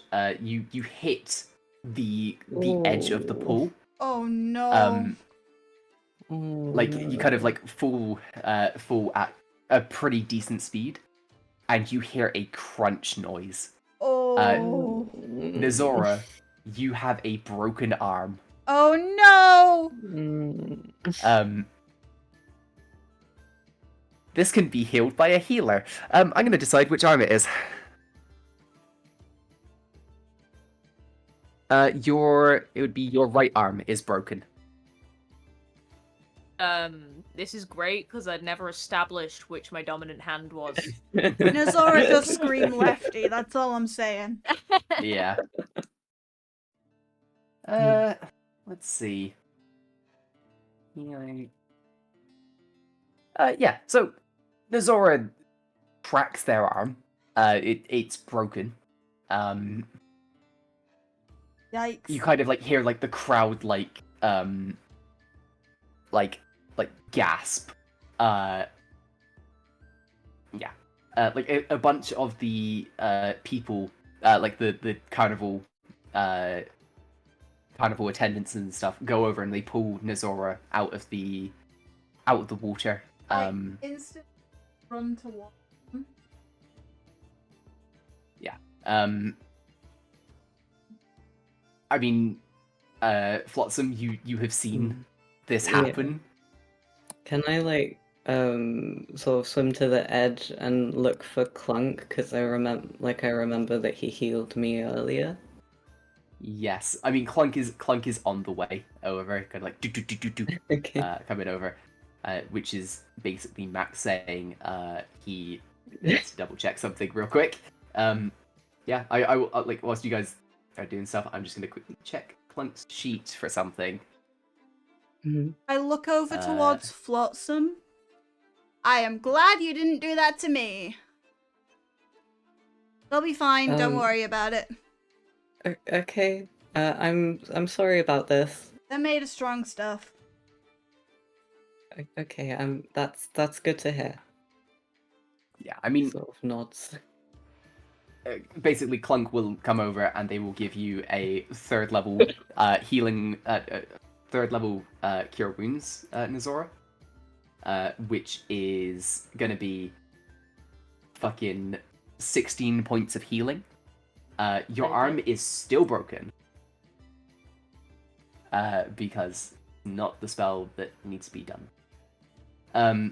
Basically, as a point, people have slinged it, things like that, but it hurts. It does hurt. Yeah.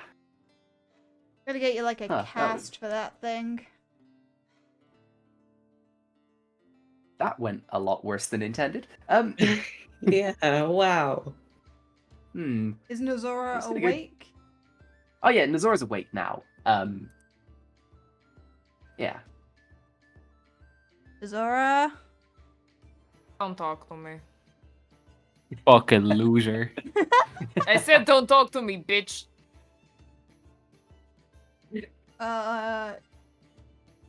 Anything I can do?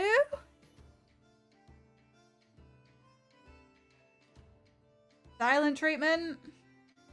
Want a natty juice. I'll go find you some Yeah. apple juice. Yeah. I go on a hunt You- for you see- apple juice. Yeah. You see that one of the kind of carnival attendants kind of looks over and is like, "Oh, good thing you're in the area.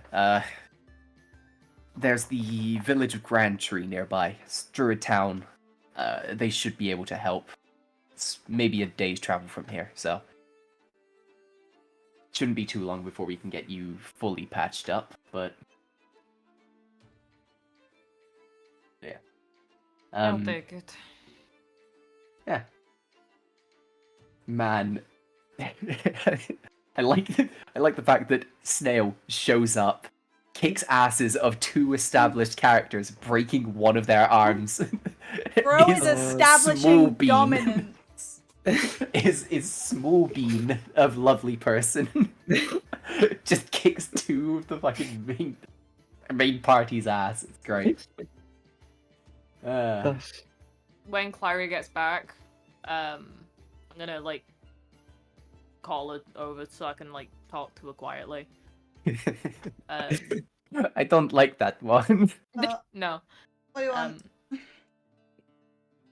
You know, I think now that we have something bigger than ourselves to think about and worry about, that we have been proven not strong enough to face, could be worth getting some extra muscle on team. You know, I was thinking exact same thing. I feel like, yeah, the guy kicked our asses. I feel like valuable asset to the. I will let you do introductions. I am less well versed in the politeness of everyday peoples. Okay, hey, Flotsam! He kind of he comes over to you. Hello. Anything I can do to help? I'm really sorry about the broken arm. You got anything going on at the minute? In Like what sense? like availability? Availability for what, if I might ask? Well, we're currently on a big adventure, you could call it. Where the world is in danger, and, there's some, like, god war going on, and we need extra hands. Zora's watching Klarri do this explanation with fucking regret and pain in her eyes. She's wincing the whole time she's talking. Instant regret. Flotsam kind of takes a moment to think it over. And then he's like, you know what? That sounds a lot better than customer service. So I suppose I could join you. I'll just have to draft a letter of resignation. Oh, you work in public service? I'm so sorry. I mean, I respect what you do, but I'm sorry. Well, if I join you, I won't be working in public service any longer, so no need to apologize. In fact, perhaps I should be thanking you. Probably a lot better as well. Hmm. The last town we went to gave us quite a bit of money. So if you need anything, we can help you out even if you need any more like gear or anything. Alright, I will keep that in mind. Yeah. Well, thank you for accepting the offer. Sort of like does a little bow. He's like, thank you for inviting me to join your party. I hope I can be of good use to you. Well, you handed our asses to both of us, so I think you'll be very, very valuable. Man, I fucking love that. That's just happened. That's made me very fucking happy. I don't know why. Oh god. Alright. Yeah, I mean, like, after a while, the crowd kind of dies down a little bit. Like, you see that Kaltor's like, I mean, you did good, kid, but yeah, we're gonna have to shut this down for a day. Just double check everything. Understood. Apologies for any inconvenience I may have caused. Hey, it's alright, it's alright. I was These things gonna have to happen. do another risk assessment. he just kind of like reaches into his bag, pulls out like a hard hat, puts it on, is like, well, gotta make sure that's all done. And just kind of wanders off. Yeah, I mean, yeah, there is some other stuff that you could do at this Circus Delathorn, if you'd like. There is the aerial acrobats. There is archery. The balance beam, which is a kind of just a small balance beamy kind of thing. There's the food court, which you've been to. The Hall of Mirrors. Ooh. The Hammer Bash. Hugo's Hilarity. The Beast Tent. And wrestling, which you've done twice now. I want to do archery. You want to do archery? You Yeah. want to do archery? Yeah? There's Yeah. no Azrael to beat my ass. That's what you think. Gonna be another bitch I'm- beating my ass, but I'm playing Azrael. no. I am playing Azrael. No. My one Yeah, you go chance. to the archery. You go to the archery. You kind of like, as you're heading over, you see like a number of like large hay bales are kind of like stacked in a line. There are two very large targets placed about 20 feet away, and then another two placed about 40 feet away. You can see like an elderly elven woman standing behind a table. She's kind of like carefully repairing and maintaining a number of short bows.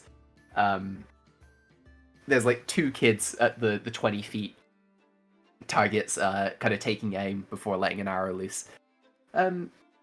Yeah. Anyone else interested? Azrael looks up and is like, yeah, Round two. I won't give up a chance to kick your ass.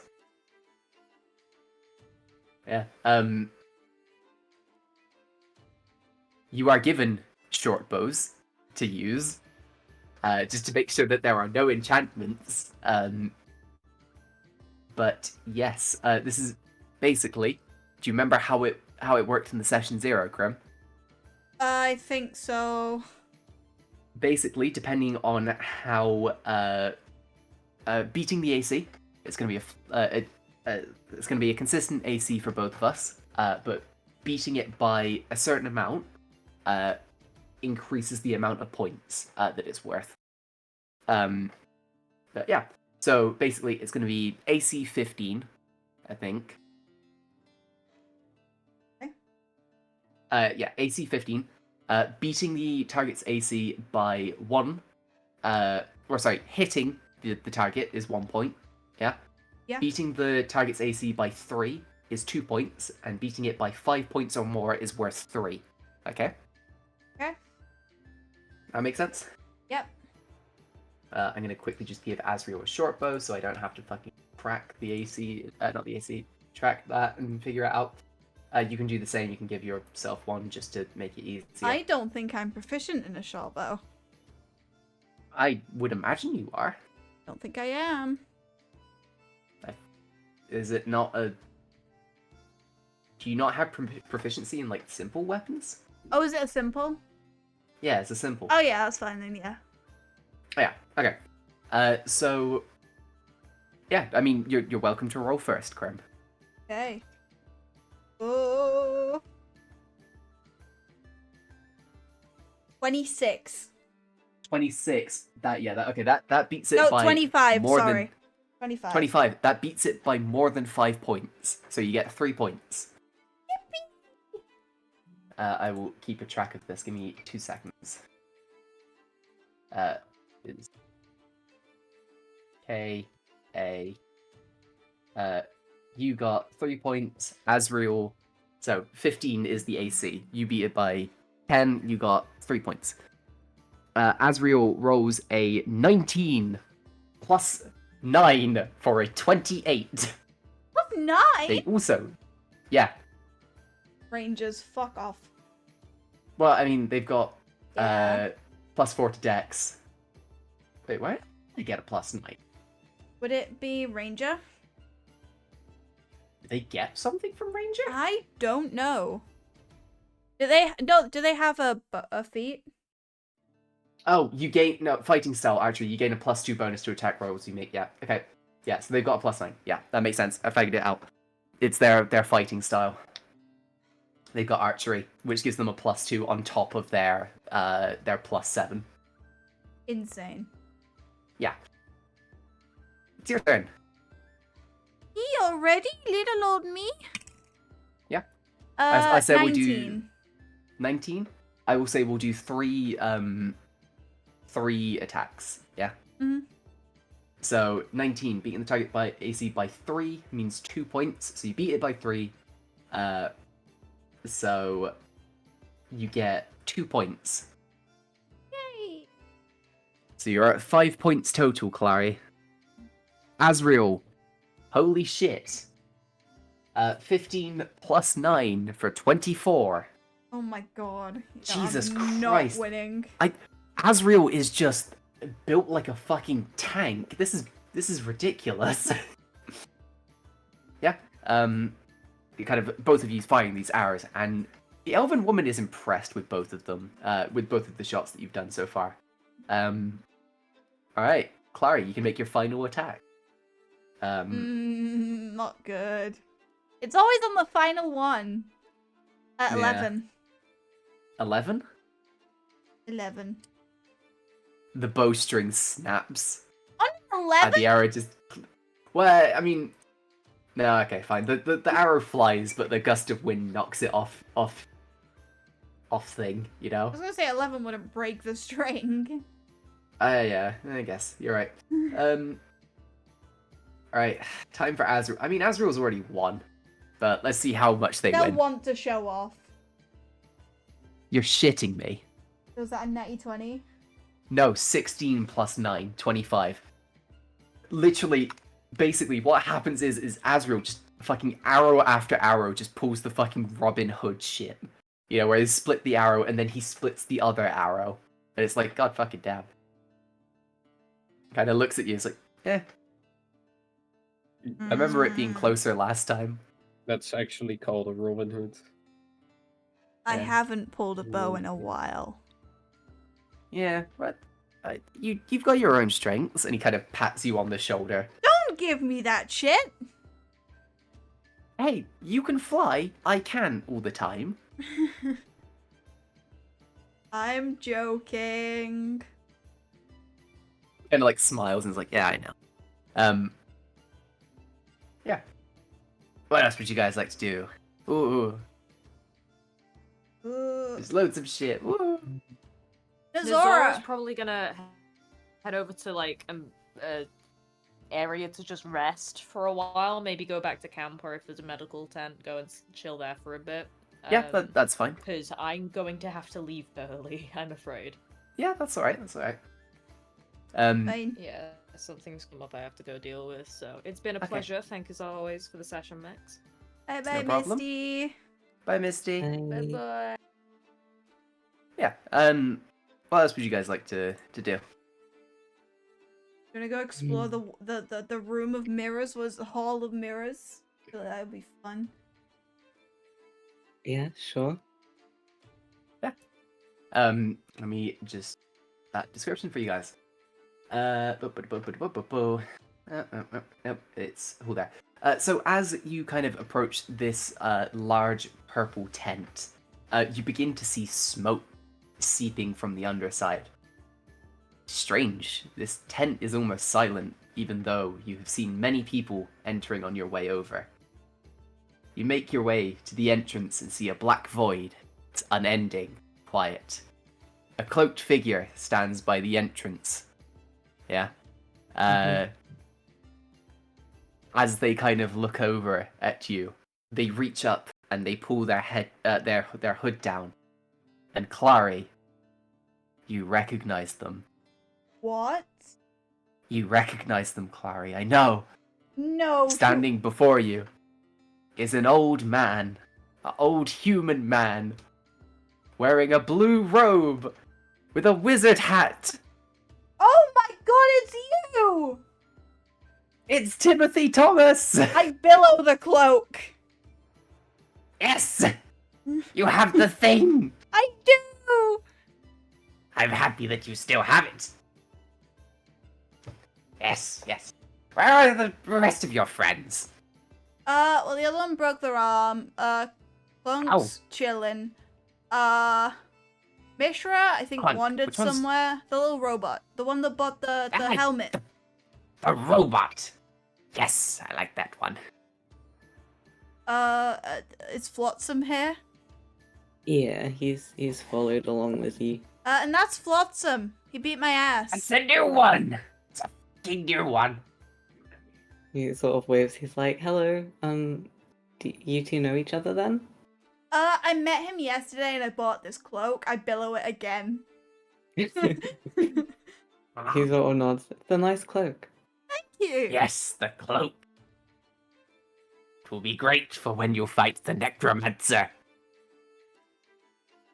I'm gonna fight a necromancer? Yes, is what I told you.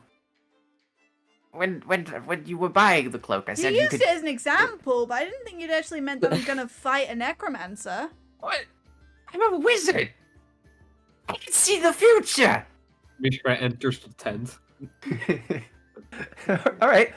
We'll get to that in a second then. Anyway, what are you doing here? This is my job. I thought you were a salesman. I could have more than one job. That's true. In this economy, you do kind of need more than one job these days. Yeah, it's not fun. Yeah, I'm sorry. Well,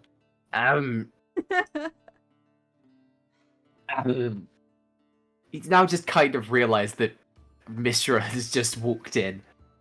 Oh shit! That's not good.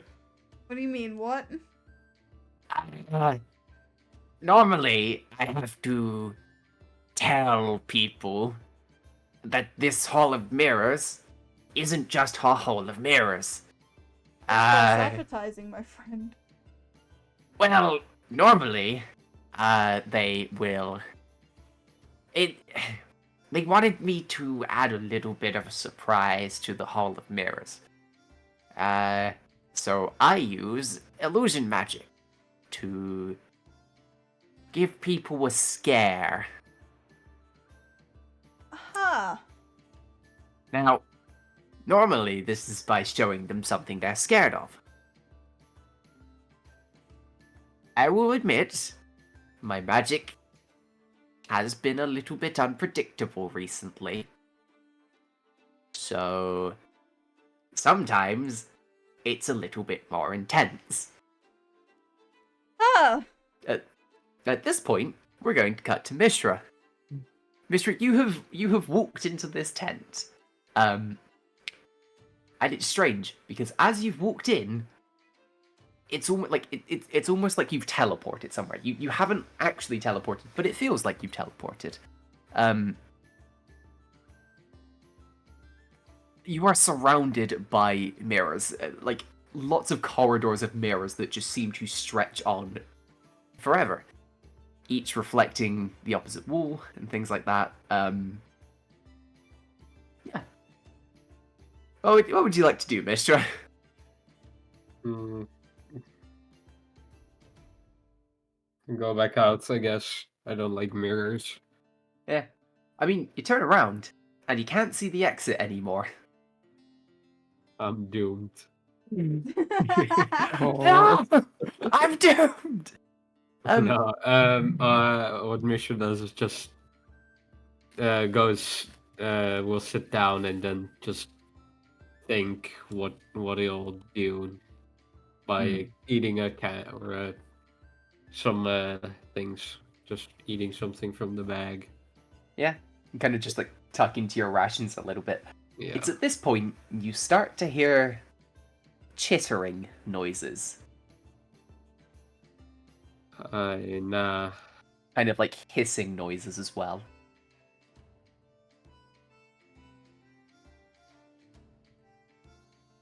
Anyway, on the outside, yeah, Timothy is kind of looking around. He's like, yeah, it might be good if you go in and help him. I wasn't supposed to let anyone in here, but I've been distracted recently. Okay, sure. Yeah. I would want to say Yeah. he'd do the same for me, but he wouldn't. Well, True. yes. Sure. Yeah, I mean, do you guys make your way in? Yeah. Yeah. Okay. Klarri, as you make your way in, you find yourself in this hall of mirrors, these corridors that extend on forever. Flotsam, as you make your Mhm. way in, do you make your way in? Yes. Yep. As you go in, you find yourself in these corridors that extend on forever. You Mhm. can't see each other, and you Oh. can't see Mishra either. Fuck. But Flotsam, as you kind of, you take some time to adjust to your surroundings, you hear the sound of a familiar sea elf woman. Oh yes. It's the voice of fucking what's their name? Oh, God, what was it? Kali Benair, the Mhm. CEO of where you used to work. Oh. And you begin to hear them. Klarri, you hear the sounds of talons on the floor. I need you all to make wisdom saving throws. Oh yay. Yeah! Can I self-impose disadvantage? You can if you would like to. Never 12. mind, I rolled a 2 anyway on the first roll. That's a 6. That's a 6, and what did you get, Flotsam? 12. 12? Okay. I got a Cl- uh, 17. 17? Okay. As various things happen. So, Klarri, you failed. Flotsam, you failed. Oh no. And Mishra, you are fine. The Mishra, what irony. happens? Mishra, what happens for you is, as you're kind of looking around, you begin to notice that there is webbing and things like that beginning to appear. As you look around, you see that one of the mirrors has the reflection of a giant spider in it. You are going to take... Not that. You're not actually... I decided against it. You're not going to take any damage. Okay. Just because, like, maybe you're distracted, like, you just kind of sat there going, like, num, num, num, num, and you're fine. Klarri, as you look around, you hear talons on the floor. As you look around, you see in one of the mirrors a reflection of an Aarakocra. They are scarred in one eye, blind, and they are in the styling of a secretary bird, which are these kind of like flamingo kind of birds, or like crane would be a better thing. If you've seen But the they video have of a backwards bird legs. kicking a snake, it's that bird. It's so fucking funny, man. See, because Snail knows what I'm on about, because I I'm know fairly sure Snail was, exactly what you're on about. Snail was there for that project, and that was fucking hilarious. Yeah, but they have 2 curved daggers at their side. One of these daggers has like a vial of like a blue liquid, and one has a vial of a green liquid. Ah, shame about your friend, isn't it? You are going to take 7 points of psychic damage. Oh god, I'm not on much health. Yep. Flotsam, you hear Kali. It's Yeah. like, God, why did we ever hire that fucking idiot? Oh fuck. Oh. And you are going to take 10 points of psychic damage. Yay. Okay. Yeah. Mm. Yeah. Basically, I'm gonna need you to make another 2 wisdom saving throws. In Another this 2? time, Mishra, Okay. in this time, Mishra just kind of like stands up, has a bit of a wander around, just kind of finds the exit and just kind of walks out. My willpower is too good. Your real power is just deciding that illusions do not have effect on you. It's great. It's like the I'm fucking too smart It's for very illusion. yeah, it's consistent. Yeah. It's like the afterthoughts all over again. You're not real. So true. Me Alright. looking into a mirror. Well, my first roll was a nat 20. Mm. And my second roll was an 18 plus 4, that's 22. So 24 and a 22. 24 and a 22. 22 is enough. You kind of like, as you look, you kind of realize that your heart rate's going up. You feel this pain kind of shoot across you. And then you take a closer look. Like, there's small details which are just not right. And as you kind of do that, like, the illusion kind of begins to unravel. And you also kind of find your way out. Yeah. Flotsam. Well, you see, I got a 4 and a 2. Oh no! Oh dear. The disadvantage that Klarri did was self-imposed. If you think it's fair to give yourself a disadvantage as well, that's up to you. But Oh, you said to roll 2, so I rolled 2. Okay. oh, sorry, I said roll. Like I meant like roll as well. Yeah, I Um, understand now. It's alright. It's alright. Well, I already rolled, so sure. Yeah. Again, like you hear this. You hear Kali, Mhm. like, just they are just tearing into you. Uh-oh. You know, with how your work ethic is and things like that. You know. He's like backed up against the mirror on the other side of this corridor. My like, God. He's like, is that Oh, what she God. really thinks of me? What's He's the? That's starting to another. cry a bit. That's another 10 psychic damage, man. I'm sorry. Youch. Alright, I'm gonna need another wisdom saving throw. Okay. Oh, You don't I have dropped it. you don't have Fell off the desk. disadvantage. It's fine, just roll. Okay, that looks like an 18. Okay. After like maybe a couple seconds, you were like, no, I was good at my job. And like you see like the mirrors like fucking just begin to shatter around you, and you also manage to find your way out. Jesus. Like Klarri and Flotsam, you kind of get out, and like you just see like Mishra just sat there next to Timothy Thomas, just like, hey guys. He's gonna like sit on the grass and take a moment, like. I'm gonna Yeah. join you. Wow, that was certainly an experience. That was fucked up. Yeah, Yes. that wasn't my best idea. You see, like Timothy Thomas just kind of stood behind you.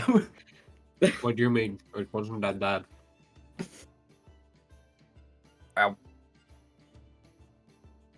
Right, Listen, Mishra, I have a lot of unresolved trauma. Well, look at my arm, bro. Touche. You want to know who did this? Huh? Wanna know how I got these scars? Bro, this isn't a scar anymore. I mean, your upper arm is scarred. But I'm pointing at my fucking robotic arm. Yeah, I'm just kind of pointing at it, it's like, eh.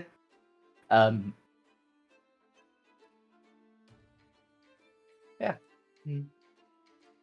Is there anything else you guys would like to do? Oh, what haven't we Would you like to go explored? see the? You haven't seen. I think we should go to the beast tent. We should go to the beast tent. Yeah. Okay, we'll go to the beast tent. Yeah, It's I'll this join green- in. There's this green one at the bottom. Let me get my notes for this. This one? Ooh, yes, it's the green one there. Yeah. Okay. Ooh. You approach this large tent, decorated with fabrics of seafoam green and orangey reds. I couldn't do it on the thing because it's a flat asset that I don't have that much control over. As you enter, the smell of salt water becomes overwhelming as you find a large open tank. The tank is filled with various ocean plant life like kelp and glowing coral. But at the back of the tank, there is a large mound of rocks where you can see a set of glowing eyes. Ooh, scary. Spooky. Yeah.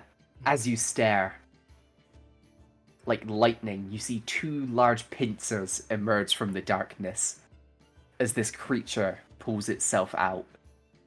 It's about 7 feet tall, with a set of two large pincers kind of at the top, where the human shoulders would be, and another set of smaller arms at its side. They're slightly covered by this creature's armored carapace. As it pulls itself fully into the light, you realize that this creature is almost like a humanoid mantis shrimp. The creature stares at you with a calculating expression on its face, before it changes to a smile, and it politely waves at you. I Flotsam give waves an back. awkward wave. Yeah, he kind of he seems, it's smiling, it's just kind of waving at you. And then it kind of swims up and it's like, hello! Hi? Hello. Hi! How are you? Are we in the right place? The beast tent? Yeah, it's me. Is it? I'm the beast. It's you. Okay. Yeah. My name is Clax. And he kind of clacks his pincers. Fitting. Yeah. What happens now? He kind of gets a quizzical expression on his face. I don't know. Anyone ever gotten this far? Nope. And he splashes the water at you. I'm already puffed up. Don't make this fuss. I mean, it unpuffs your feathers, and now you're wet again. I do another bird shake. Yeah. I don't know what happened next. Sorry. I don't get many visitors. Yes. And he kind of swims down a bit, and what he does is he puts a rock on the ground on the other side of the tank, and he's you kind of hear a garble watch this, before he just kind of rears back and punches the rock, and it just explodes. Oh, It's a okay. mantis shrimp, or a bullet shrimp as they are sometimes called, which are the fucking coolest shrimp ever. They're so cool. They boil water with how fast they punch. It's sick. Cool. It is. Yeah. He kind of yeah, and he claps. You can't hear the sounds of the clapping underneath the water, but you can see he's clapping with both sets of arms. I join in the claps skeptically. Kind of you see that he holds up all of his arms in a cheering fashion. Yeah. I don't know how I feel about this. Oh no, he kind of scares me. I mean, he He's seems just- nice enough. He's just kind of smiling at you. Alright, with your insight, there's no ill will behind it. He's just happy to see people. Yeah, but Klarri's weird. Yeah. There's just something about him, even through insight, that she just doesn't trust. Man, Klarri doesn't like fish people. God. Yeah. He's just- Flotsam's gonna approach the glass a bit closer and ask, is it true that shrimp can see more colors than we can? Yes. Yes, it is.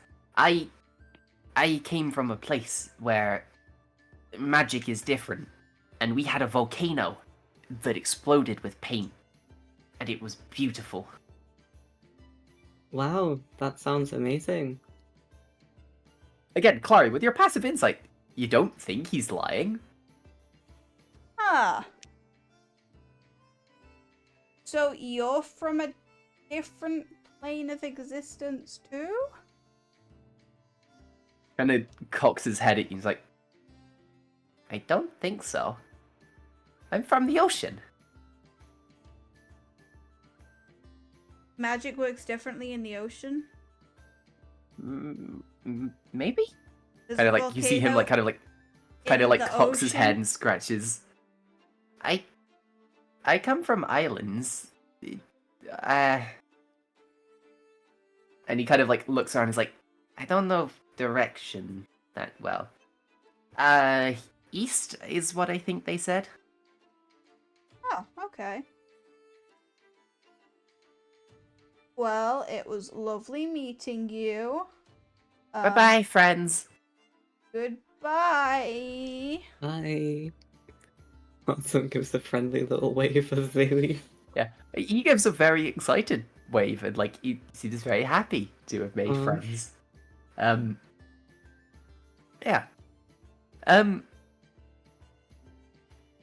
What was I gonna say? I was gonna say a thing. I'm the DM. I should know what I'm gonna say. Yeah. Well. It's I need to change the music. Is what I need to do. Ooh. Ooh. Don't worry about it. Mm-hmm. As you guys are kind of walking out of this tent, basically, it was just kind of you. I think it was you three who went in. Did you all go in, or? I think so. Unless Mishra didn't. No, I didn't. Okay.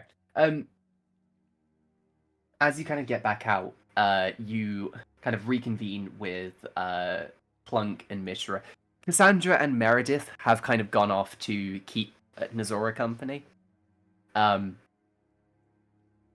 as you kind of all get out there, and you all kind of reconvene, you see Azrael kind of like clutch their side before kind of like falling to one knee. Hey. Does anyone do anything? Are you okay? I like kneel beside him like as he like bent over. Like, so they're kind of like he's kind of like hunched over, like leant on one knee. Yeah. Yeah, I sort of like kneel down, like back, like my hand on their back. They are very warm. Hey, you okay? What happened? Azrael looks up, and their eyes are filled with glowing red light. You can see that these like lines are spreading across their face.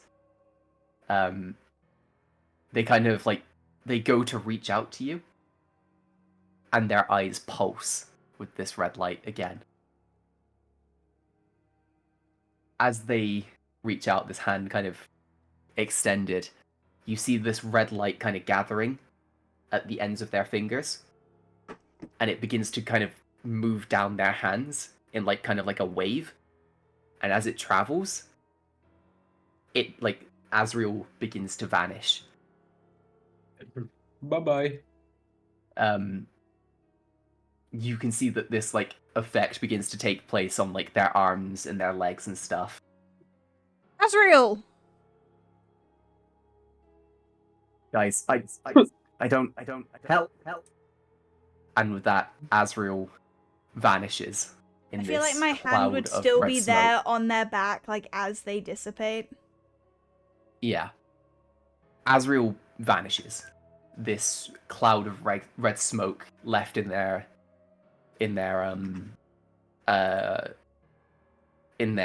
place. I'd like you all to roll perception checks for me real quick. Very quick. Okay. Not 20. Oh my fucking god. 25. 11. 20, 25, 11. Okay. 20 and a 25. Yeah, Yeah, you're gonna hear this. Mishra, you won't hear this. Not caring. But you kind of hear very faintly.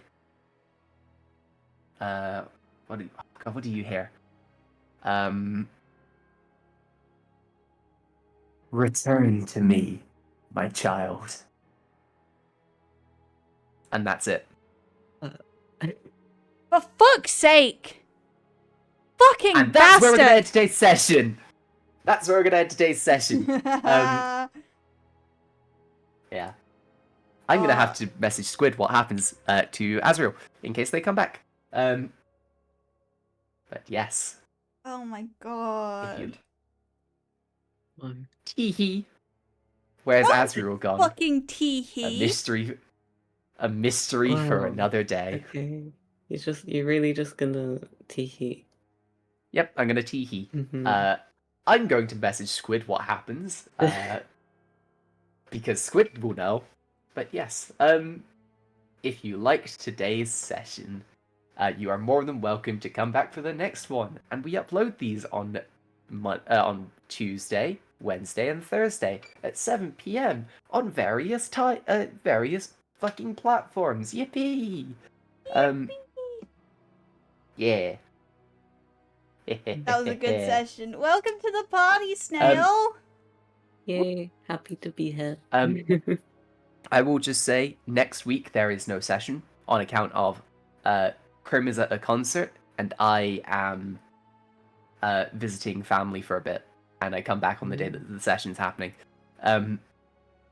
But hopefully next session we will have some full flotsam art that we can use, and it will be coloured, and I will get the correct token made.